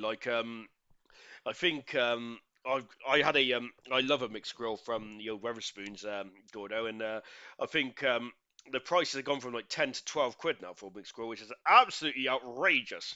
It really is indeed. Then as yeah, so which is quite shocking indeed, to be honest, from my point of view. Then, but there you go. Maybe it's I got one now from a driver. Thank you very much, sent to that driver. Then, so Chappers hopefully will be in the lobby and we'll be ready to get going in just a jiffy. Then, so let's just take stock of this race. Then, so this one we're just being held up ever so slightly due to the fact that due to the fact then, of course, we had a red flag then. But to begin with, then, of course, we had a very clean opening couple of races then.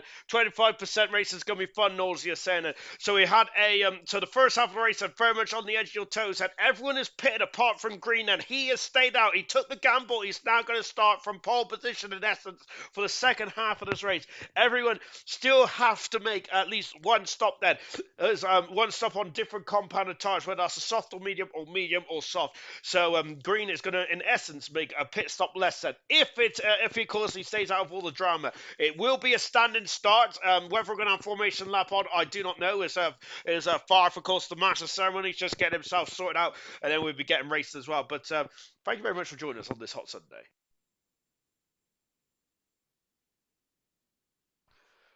And now then it's of course said this is a quick plug then for next week is absolutely perfect then. We'll know it then for the rest of the week. So of course coming up on the ALR programming for this week we have South no we don't we have Bahrain for silver, we have Bahrain for bronze, and I think then we got Formula 2 also in action on Wednesday. Next week we go to Saudi Arabia for round 2. There is 22 rounds on this circuit on this championship campaign calendar. We do not have Monaco this season. We do not have. We also lost France and China off the calendar as well.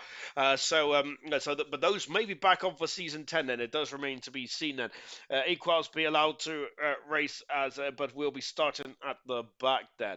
Okay. Right. So is yeah, we're just waiting for the. So that's just the final parish notices then before we get going.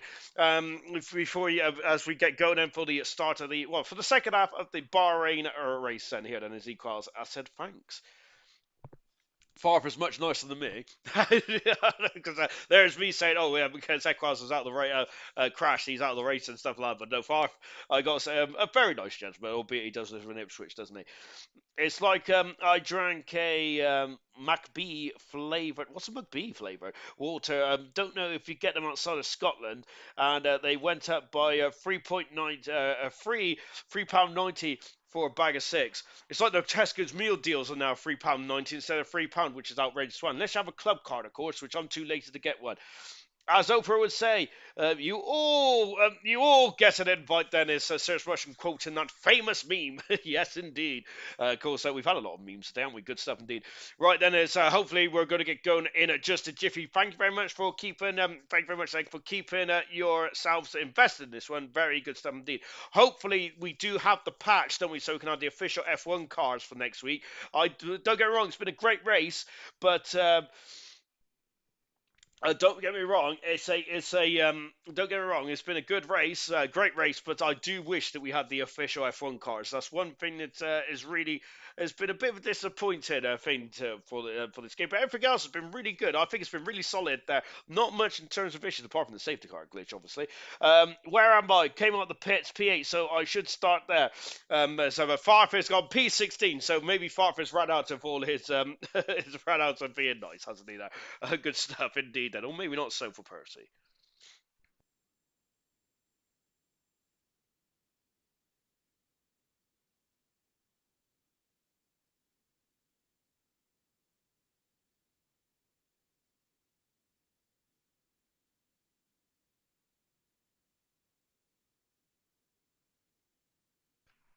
What I do need to do is I need to get a haircut because I am absolutely I'm absolutely drenched, man.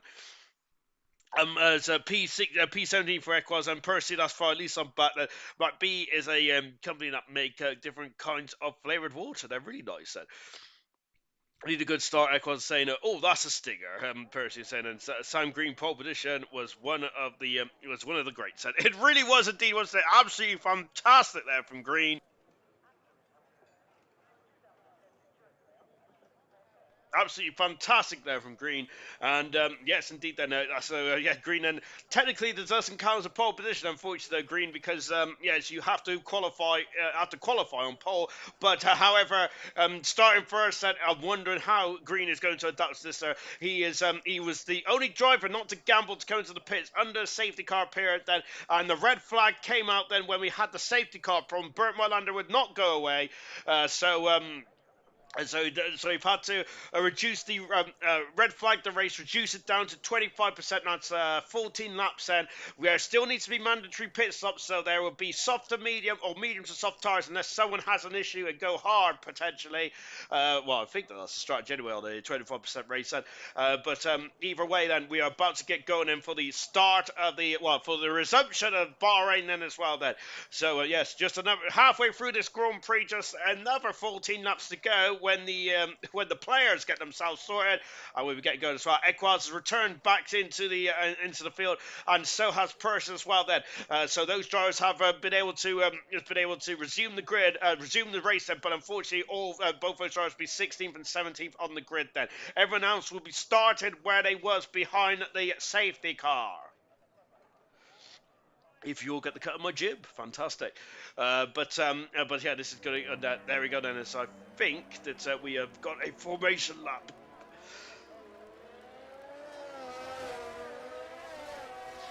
And now then we get going once again. And so yes, soft tires for Gamer, for German, for Chappers, and for Wesley. Everyone else on the medium tires.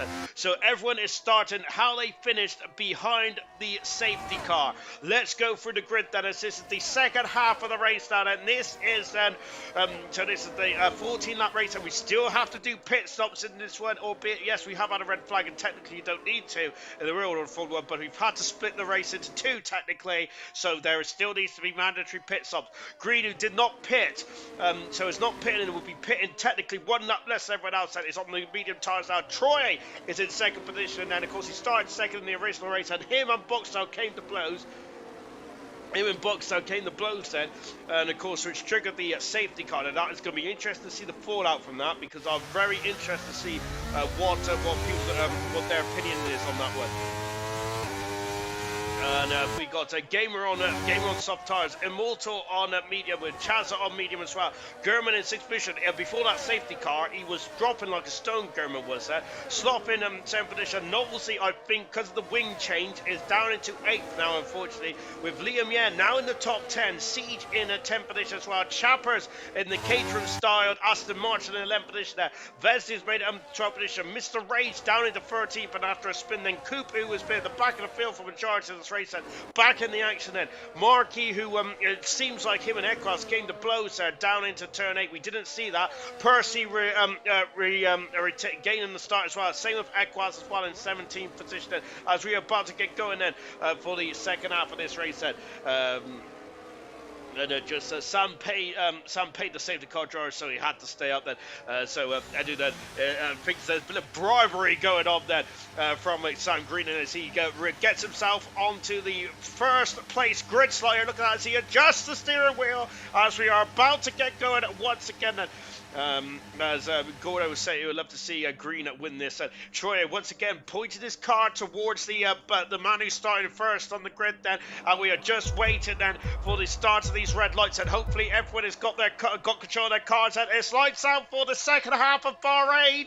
It is now then, and here we go then, and it looks like Sam gets a good start. Troy, I think, has had a bit of a difficult one. I think no, he hasn't. It's just the elongated one. No, because Troy's had a fantastic start, and now it's up into the lead of this race, and Green goes on the outside the front. Ferraris, I think, have come to blows then, and I think the Coupe investor got a bit too close for comfort. A Motor in Chaza going alongside as well, and up into turn, where are we? Turn 4, I think it is, and almost into the back of Gamer. Liam, yeah, got past Siege as well. Lucas Percy's up into 11th position already. Equal's already up into 12th as well. Oh no, not anymore. And Equals and Besley have come to blows. But Ferrari having a nightmare race here, and Equals also on a difficult race. Then we got a very see that here as it is a drama already in this. Green leads the way, though. He's retained his position here against Troy, against Troy with Gamer in front position at the moment. So goodness me, Green is not going to let this. Is not going to let this slide. Remember that incredible race at Bahrain. He's really trying to upstage that with a great drive here today. And on the opening race of the season 9 of the ALR World Championship, and it has been a doozy so far. VSC is out at the moment, and that means you cannot go over the Delta. I think that, it's a virtual safety car. Now it's a virtual safety car. I think it was before, actually, to be honest. And it's the graphic which is trying to catch itself up. Percy up 5 positions. So is Equaz until him and Gamer had issues. As I thought he was going to go green again then, but it looks like the VSC was going in, then come back out then.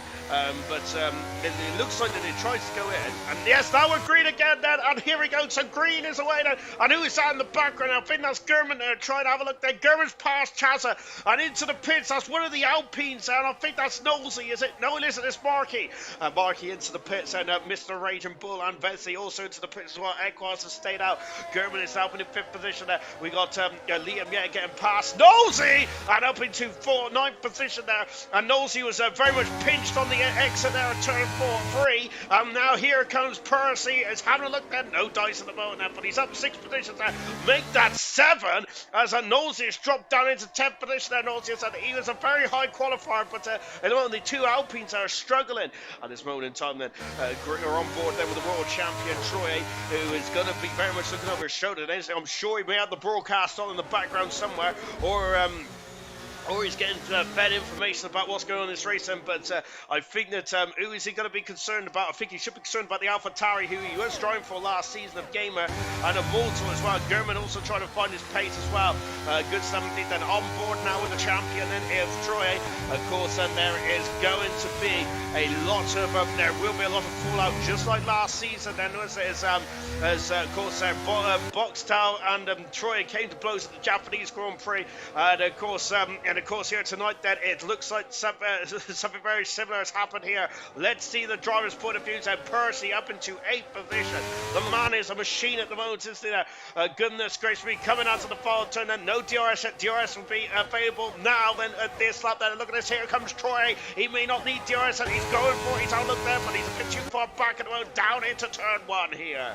Magnificent indeed. Siege is flying, and Siege is almost alongside Nosey. Nosey's this second race for Nosey. He's under the caution. He's struggling at the moment.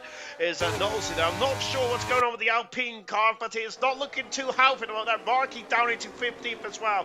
Remember, Markey was up as high as 4th at one stage in this race. Not gone at all. Wow, has it looked? Troy is now behind Green, and look at that. Gamer is now also keeping tabs as well. The top 3, Gamer, Troy, and Green. So under stretch away ever so slightly in this one. As stretched away ever so slightly in this one at the moment now, as I'm going down into the very difficult braking zone of turn 10 before accelerating away. Lap 3 of this Grand Prix, lap 3 of this second half of this Bahrain Grand Prix. If you just joined us, welcome. Of course, we had a red flag. Well, not an official red flag, but we had to abort the original race then because of issues with Bernd Mylander not being able to come into the pits then. And then of course it's the second race now, so we're doing a 25% race, and at the moment Green, who did not come into the pits, and he has not made a pit stop yet. Everyone else has made a pit stop. That's why you see at the moment, but everyone still needs to make at least one more pit stop then in this 25% race in the next 11 laps or so.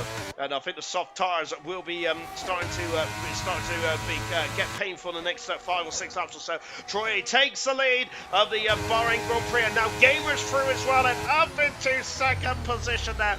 And yes, indeed, I think Gamer was never won a race in ALR Gold before. Actually, in the Gold Championship, he is a multiple winner in silver. Is Gamer now, but can he get a win in the top tier of ALR of Formula One ALR, which would be fantastic. Percy has gained 2 positions since he last seen him. He's now been doing 6th position now. Is Percy absolutely flying through the field? Magnificent stuff indeed there. Now then, as Troy got the pace then to stretch away. Gamer though is on the soft tires. I failed to mention that earlier on, well, recently anyway. And they come over the brow of the hill as well. Gamer will be going for an undercut, I think then. And when would he's gone onto the curb there, and Green is having a look there. No dice at the moment as they accelerate out. Oh my goodness, gracious me then. Look at this then. And also having a look, no dice moment, but goodness me, Gamer making a slight error there, which is not going to help his case at the moment. But Green looking very comfortable there. German a second and a half back. Also soft tires for German straining for pace. But as I mentioned, and this is German's, every driver has a bogey track, albeit they don't like to admit it, and I think that this is definitely German's bogey track, and it's good to get out of the way quite early on. Then there's Immortal having a look then on the inside of Green at the moment there. Immortal in the lead. Williams and his teammate is very close to the back of him now. His teammate has had a very much a difficult opening race then, but all of a sudden is now very much at the heart of the top 6 now, as we're going down into turn 1 once again in the top 4 are very much long. So then Percy a second and a half back and make that 1.2 seconds. He is flying, Percy. Is absolutely he looked very good and won in the pre-season races as well, didn't he? Percy did. This race has been challenging to say the least, but he has recovered nicely to get himself up into 5th position there. Good heavens, just watching his teammate then of Immortal, who's been very much in the heart of the in the battle for the lead then for majority of the race. And here they are then. Troy leads from Gamer, from Green, from Immortal at the moment there, with Percy in 5th, with German in 6th, 7th is Chaz, Sloth, Liam, and Siege completes the top 10. Knowlesy in 11th position, Chappers in 12th, Coop as in Super in 13th position. Knowlesy has dropped down into Knowlesy is having a nightmare race. He's down into 13th now. Fortunately, he's just falling backwards into the pace he had in qualifying there. He's just not paying dividends in the race. I wonder if Knowlesy's struggling on the medium tyres at the moment. Serious Russia has 23 bogey tracks. Well, luckily there's only 22 on the calendar this series on a Serious Russia. But of course, I think that one track that's definitely not a Serious Russia bogey track is the Japanese Grand Prix, where he won his maiden Grand Prix in silver. Goodness me, in silver back in season 2. Of course, as into the pits comes Gamer, so he is triggering the undercut then on lap 5. Let's see the part we did here in the original race, and the undercut is quite powerful. Immortal now up in his 2nd position. Passes Green and unfortunately jumped down to 3rd. Where is he? There he is. And Percy's just cruising to the back of these drivers. He is absolutely flying out there at the moment there, Percy is there. He is electric in that Williams car. Coming up the hill once again. Chazza to a superb 5th, with Liam recovering to a very good 6th position as well. Pit stop then for Gamer, German for Slop, Siege, Knowlesy, and Mr. Rage. No, not for Mr. Rage. Oh, goodness me, Percy was lost in there. So soft tires then going on for Sloth, Siege, Knowlesy, and Mr. Rage already on the soft tires. And German and the Gamer going on to mediums now. So let's see how that one transpires then. So that was the bottom half of the top 10 that came into the pits. Troy leads by 0.3 of second in, but he cannot get away from it. This man here, which at the moment is Immortal. Then look at this, both Haas cars, well, one Haas car is off in the background there, but both Haas's are now 3rd and 6th after a difficult qualifying session. Now they wanted to build on the success from last season. It didn't look too good in qualifying, did it? But the race trim has been much more electric, hasn't it? Very good stuff indeed. There's the Verstappen-esque inspired crash helmet there for Immortal. When is Troy going to come to the pits? Is he going? He's going to have to. I think these drivers might have to respond to Gamer coming into the pits. Surely, remember, we're just going to have to come the soft tires last. They are. Oh no, they're in the pits. Troy, the race leader, has come into the pits, and yes, he is responding to Gamer then, who pitted earlier on. Then we've got the Haas of Liam coming to the pits as we come down into turn 1. Is it going to be a Williams 1-2? I think it is. It is a 1-2. Percy now is up into 2nd position this race. Incredible, absolutely incredible. But Greener is coming coming back at him now. Then say come up there once again. Has got a lucky. Percy's got a lucky escape and restart. He has indeed, hasn't it? And to be fair, I think that to be fair, it was only fair really, wasn't it? Troy coming on the pitch. There he is. He's on the right hand side. Oh, and now and look, Gamer's on the outside. He's going to hold on the outside. Troy gives it just by the through, but Gamer takes and Troy.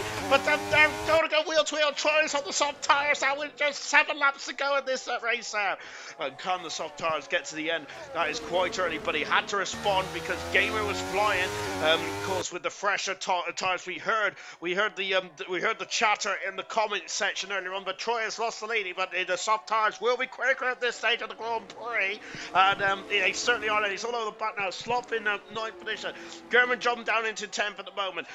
You've got Immortal and Percy also fighting the 2 Williamsons. They have dropped Green by almost a second there. So 2 Williamsons are absolutely flying out there. Formation flying. Don't get me wrong, he's earning it. It's certain Percy. He's certainly earning it. And he's having a look there on his teammate, but no dice at the moment as they go down to the turn 14 and 15 and accelerate now. Well, they are different teams technically, aren't they? So I'm wondering then if Percy would have taken the chance there, maybe because technically, yeah, they are on the same team. Technically, they're in a different team, aren't they? Into the pits now comes Immortal responding as well. Then 2 laps later than Gamer. Gamer is still in 7th position at the moment. We've got to Equals in the pits as well, and here comes Troy. Where is and look at this, and it's fast up. Look at those. Look at how much time they've lost there. As Immortal's only just coming out of the pits there, but Troy is back into 2nd position now. He's back in front of Gamer, who's in 3rd position. Look at that, 2 seconds there. Now look at this though, because oh my goodness me, and Slop all over the back, and he takes Immortal as well. That is the power of the undercut here tonight, and I'm sure that Silver and Bronze are going to be looking at this serious pressure. The undercut is working a treat. It really is in this race. Oh my goodness me. Let's see what the gap is. Percy is very quick here at this stage, and Percy's left the session. Oh no! My goodness me, this man. If he had any luck, it'd be bad luck. And on board of him now, Percy. What is going on? The technical gremlins have really befallen Percy tonight. This is heartbreak, isn't it? For Percy, he has the quickest. He does feel like he has the quickest car tonight, but it's just technical gremlins that is marring him. He's going into the pits now, but it's just technical gremlins that is really hurts him. He's lost 2-3 seconds because of this disconnect. Oh, it almost swallowed me tongue. Now here comes Troy, Bowser, Gamer, and Percy's back. Percy's back, and I'm wondering then if he did want to come to the pits. So let's see if he can take control of his car. He's now coming out of the pits now. He did have quite a decent lead then, but let's see then. Troy's at the fast end of the race. Where is he? He's still got quite a long way, hasn't he, to come out of the pits? As Percy's coming out of the pits now. Oh God, the camera is gone. Well, where are we going then? Mr. Cameraman, never mind. We're up into 7th position now. No, Percy's now. No, you can see. Oh, that is such a shame. That should be the new game, the Wonder and the Cut Tango, saying how can someone be so unlucky? Edu is saying that Percy's back in the race now. I think his car has become solid and he's in 8th position. Chaza is in 7th, and so he's lost a lot of time, hasn't he? But let's see how he can recover here. Slot great return drive here. He's in 4th at the moment. Oh, I forgot to mute. Driver of the day has been announced, and it's Chaza, Percy, Green, or Gamer. Those are your drivers. And Marky is set the fast lap race. You do get a point for fast lap wherever you are, so that could be a valuable point for Alpine, who are not getting any points at all. Chalford's from the hard tyres, which I think might have been the wrong move, to be honest. There, unfortunately, they're just now watching Slop Medicals. Green, who is down in 6th position, but he's all over the back now of Grimmerden. So the driver of the day, folks, is out now. So keep an eye on that one then.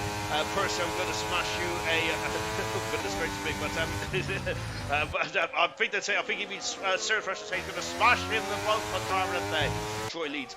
So now Percy, who's now got control of the car, and is now alongside and passing.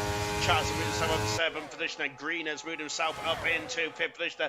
Slop has moved himself up into 3rd position here, and yes, good stuff indeed then. And that's a good. Oh Personally, and there's some tire smoke from Chazza. I'm not sure, has Chazza damaged the car? I don't think he has. He may have given a brief a brief touch there with the back of the Williams, but I think that's all fine dandy. Chazza in 8th position and Liam Ye in 9th, and 10th is Siege in the Alpha Tauri. I think there. Coop in 11th position, Equals 12th, Nosey 13th. I must admit that there's going to be a lot of drivers questioning what has gone on with the with their performance in the second half of this race. In the second half of the race, and what's happened? Oh, and Percy's off, and he's retired from the race there.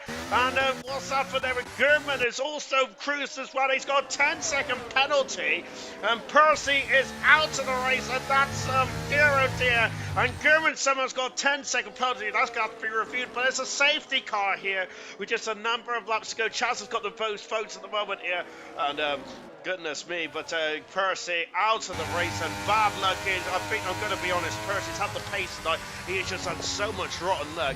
I cannot comment about what happened there because we did not see it on the stream. I don't think so. I think the safety car shouldn't be out for a couple laps before it comes back in. But Troy leads the way. Second is Gamer. Third is Sloth. On his return, can he get a podium here with Immortal in 4th? 5th position is Green. 6th is Chazza. Gurman in 7th, but he's going to drop right to the back of the field. Liam Ye in 8th position. Gurman trying to warm up those tyres. 9th is Siege. Coop in 10th position. A nightmare race for Ferrari, but they might be able to get a point here, you know. 11th position is Equas. And Nolsey into the pits, hopefully for a fresh set of soft tyres here. Looking for the pink Alpine mechanics. There they are then. So they're now going to work there. Going on to the new soft tyres. Same with the Red Bull team. Chappers, they're getting a free pit stop in the Caterham inspired Aston Martin. He's in 13th position there. Vesey coming in the pits as well after coming in the pits earlier on there. So this might be a reprieve then for Martin Vesey. I don't think the safety car is going to be out for too long in this one because, of course, we are almost at the end of this one. I think the safety car might be in at the end of this one. Percy, no word said. I'm wondering.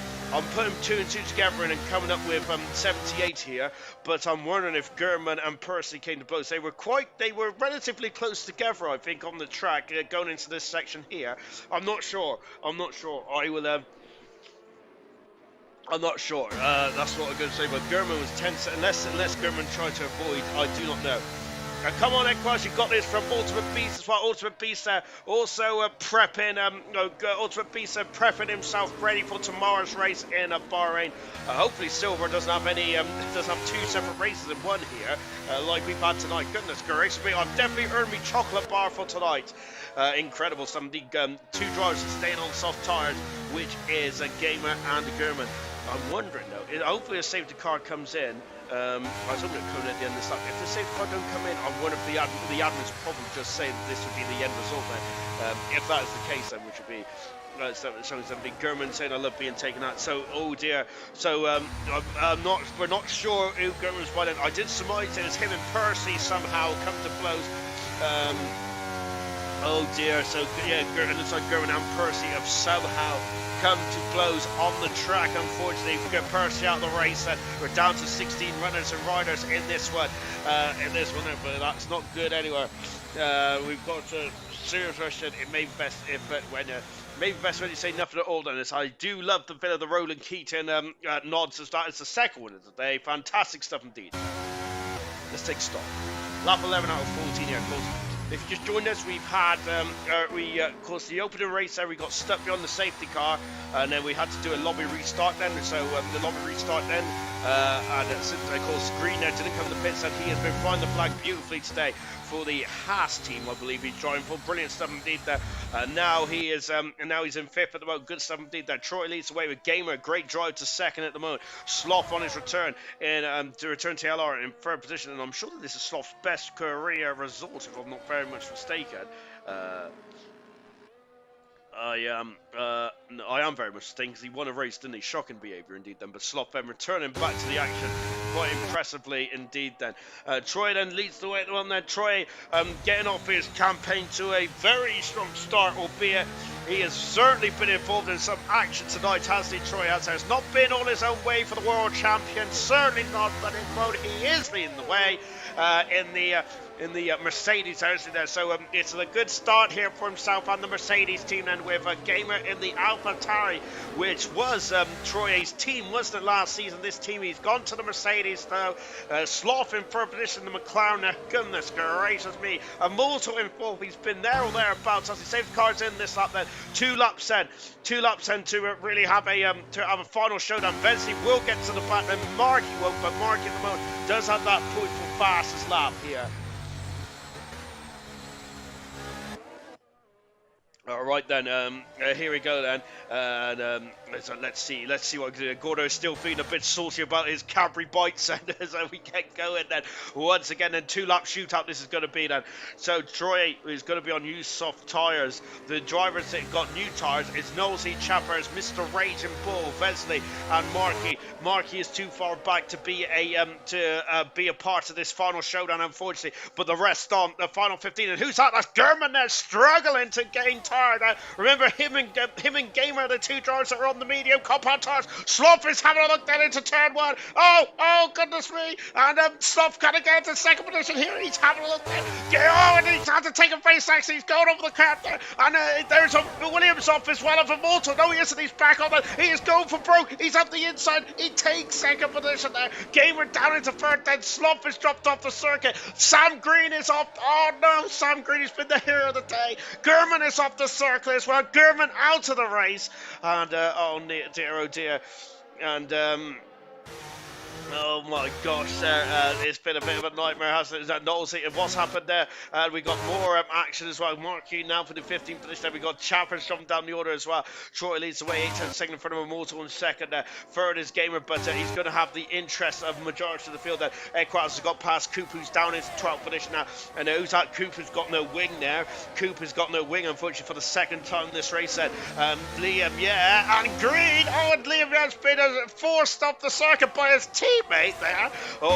Potentially that might be the wrong words there, but my goodness me, Knowles has got the fresh boots on, and the racing was looking quite difficult for Knowles. He has all of a sudden started to really see come to fruit as much there, but he's all over the back of Green now, who's in 6th position. I'm wondering then, but with 1 more lap to go, can Knowles get any higher than 6? Well, he's got to get 6th first, hasn't he? But let's see where he goes afterwards. Mr. Rachel Bull in 10th position. Here comes Knowles. My goodness, Green now. And my word there. And Green moved there quite late-ish, didn't he? But where's Knowlesy? Oh my word, he's got a nosy shaped the hole there, and he has forced himself through and up into 6th position there. Knowlesy is down into 7th goes Green with a 2 Haas car, 7th and 8th position. Received 9th position, Mr. Raging Bull in at 10th position there, as I think the Coupe has stayed out, as he has stayed out in the second Ferrari. Nightmare race for Ferrari, really difficult indeed. Immortal, who's never won a race in gold, then is all over the back now with Troy with just 1 lap to go. Gamer is holding on then, but I think the Sloth will have 1 more chance at DRS down this back straight here. No, they won't then, because there's no DRS at all. I'm speaking absolute hullabaloo. But let's see then, because Chaz was actually close to Sloth, and Sloth is to Gamer. There they are in the background. They fire up the hill once again, and Chaz, I think he needs 1 more lap. I think that he needs 1 more lap. I think Knowles needs 1 more lap as well to cause an issue with the cars in front there, but great recovery drive there. Same for Mr. Raging Bull as well in a 10th position, all over the back of seat. He's having a look there, but I think that it's going to be very difficult to try and overtake the final stage. Here comes the Mortal then, but I think the choice just about done it there. Liam has got past his teammate Green out of the final turn then, and Choi is going to win the opening race of the season. He wins the Bahrain Grand Prix by 63 hundredths of a second there from Immortal. What a grandstand finish that is there. What an incredible opening race it is here in Bahrain. But it is the world champion. It is the world champion, Troy. He gets his championship off to the perfect start here in what has been a very, very difficult race indeed there. Well, Equal's got draw of the day there, but who's win draw at the moment? 27% of the vote for Percy, Chazza, 25% for Green, 17% for Gamer, 33% for Percy now. Unfortunately, Percy out of this, unfortunately out of the race, sadly there. After it was just, if that man had any luck, it'd be bad luck in this one. Absolutely difficult stuff indeed. Who's drawing the Red Bull? Mr. Rage and Indigo is drawing the Red Bull. There's a spray in the bit of the bubbly as well. Then there's good stuff indeed. Right, so let's take a final look at the classification then from this very elongated Bahrain Grand Prix. Goodness gracious me, been on air for well over 2 hours. Goodness gracious me. Let's take a final look at the classification, shall we? Then from Bahrain. Troy won his first race of the season in fine style. Then good stuff indeed there for Troy. That is Troy's 10th Grand Prix win of his career as well.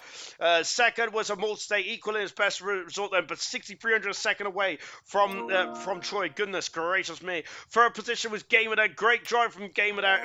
Very good start indeed there. Sloth, great return to ALR in fourth position.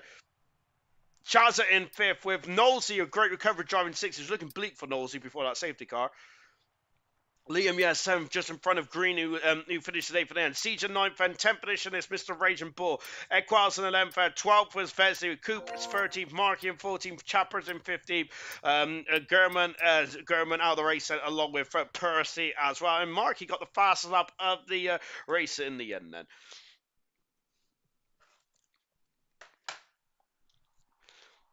Wow. And Troy, my goodness me, that was a very action-packed Grand Prix, that was. But firstly, congratulations on your winning. I bet you're overjoyed with that then, with a great start to your season.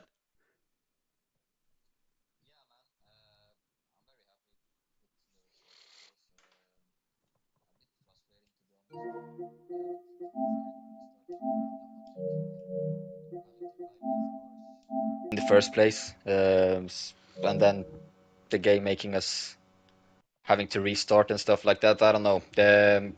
Like first race of the season, that's not really that enjoyable, but like results wise, I'm very, very delighted. And GG's to Immortal and Gamer as well. They gave me a good run for my money, to be fair.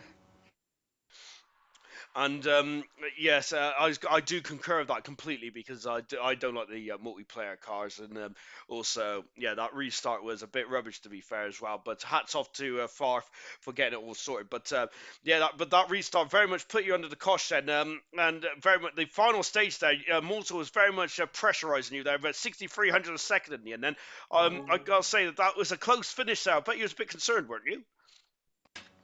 Yeah, man. I kind of had that thought that that was his plan, to kind of save up the RS a bit and go for it towards the end because the RS is still quite strong.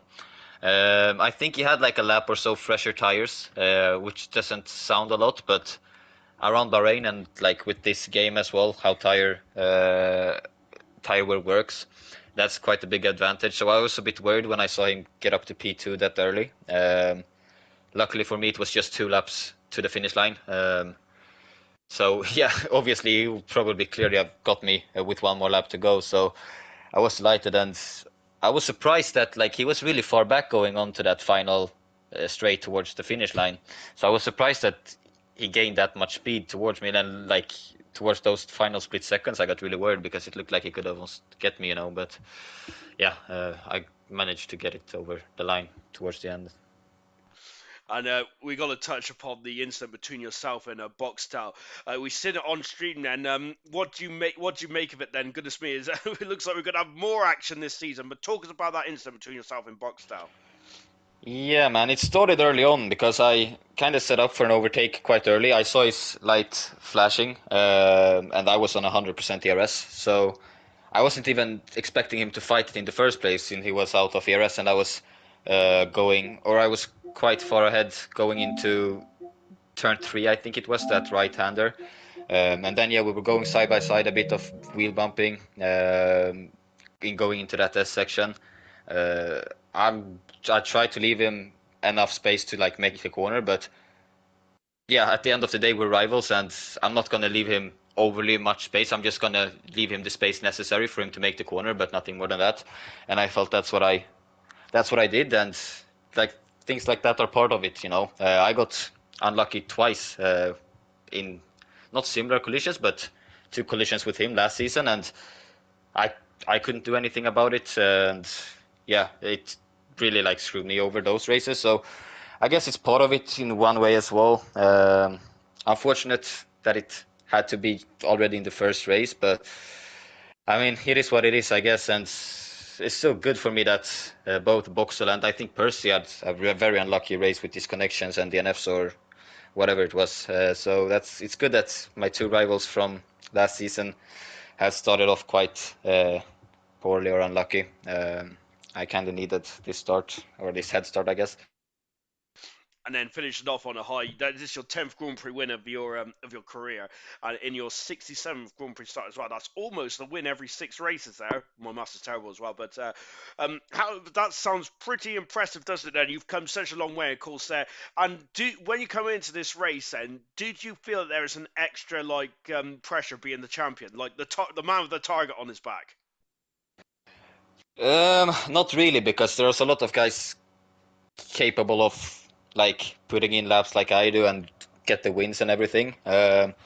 Sure, there's a bit of pressure, I guess, because people expect you to be up there fighting for the wins. Maybe not like last season, early on. But yeah, at the end of the day, like I said last season, I like the pressure, man. The pressure just makes me better.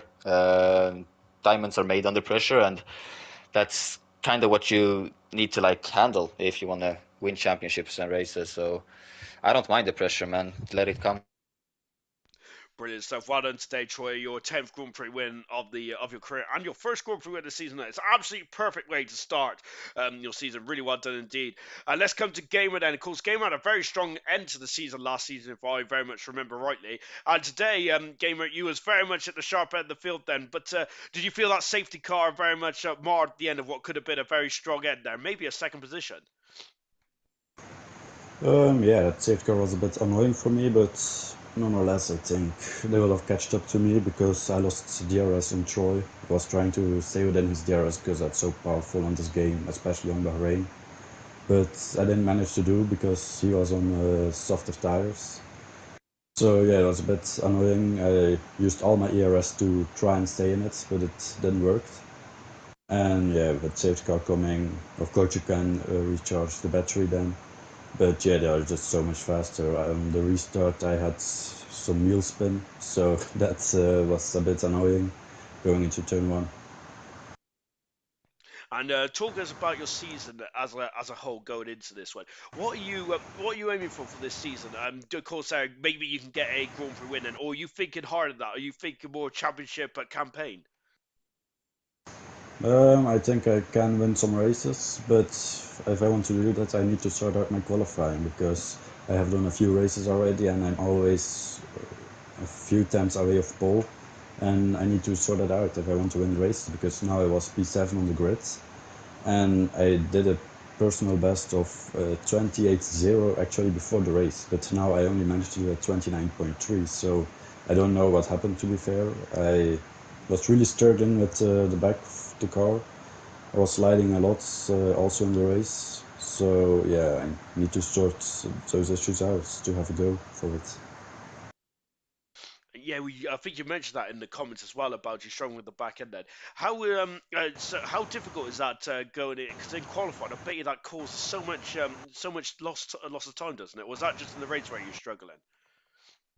Yeah, I had a few moments in qualifying and in the race, especially turn 10 is a big struggle for me at the moment.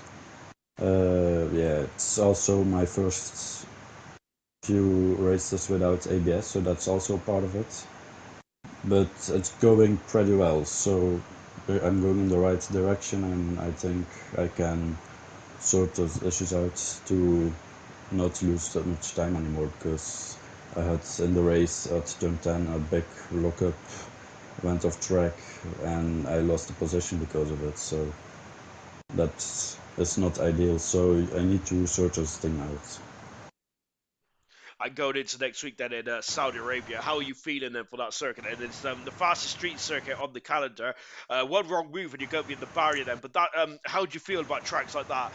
Do you prefer the traditional race circuits like Bahrain, or do you prefer a bit of like the a bit of the jeopardy with the street circuit at Abu Dhabi in Saudi Arabia? Yeah, I like the street circuits, but on this game I feel like Jeddah is one of my worst tracks, so I will be struggling there. But yeah, I think points should be a good aim for me there. It will be difficult for me, but I will push as hard as I can. And we love to see what you can do there as well. Well done, State Gamer, a brilliant third position, absolutely mega stuff indeed. Congratulations to Troy Thank as you. well, getting his 10th win of his career and the first win of the season to get him going then. And of course, Immortal was 6,300 away from potentially getting his first Grand Prix win of his career in gold. What a magnificent start to ALR Gold. Then we are back then after a few races in the hibernation. Then tomorrow night it'll be Knowles' turn to take you through the action here in Bahrain, and Silver as well. Then Silver, of course, the landscape has changed with the top three in the championship going up. Then who's going to take the reins then for that new open world with opportunities? Then I cannot wait for Silver tomorrow night. We'll see you then from here in Bahrain for gold. It is goodbye.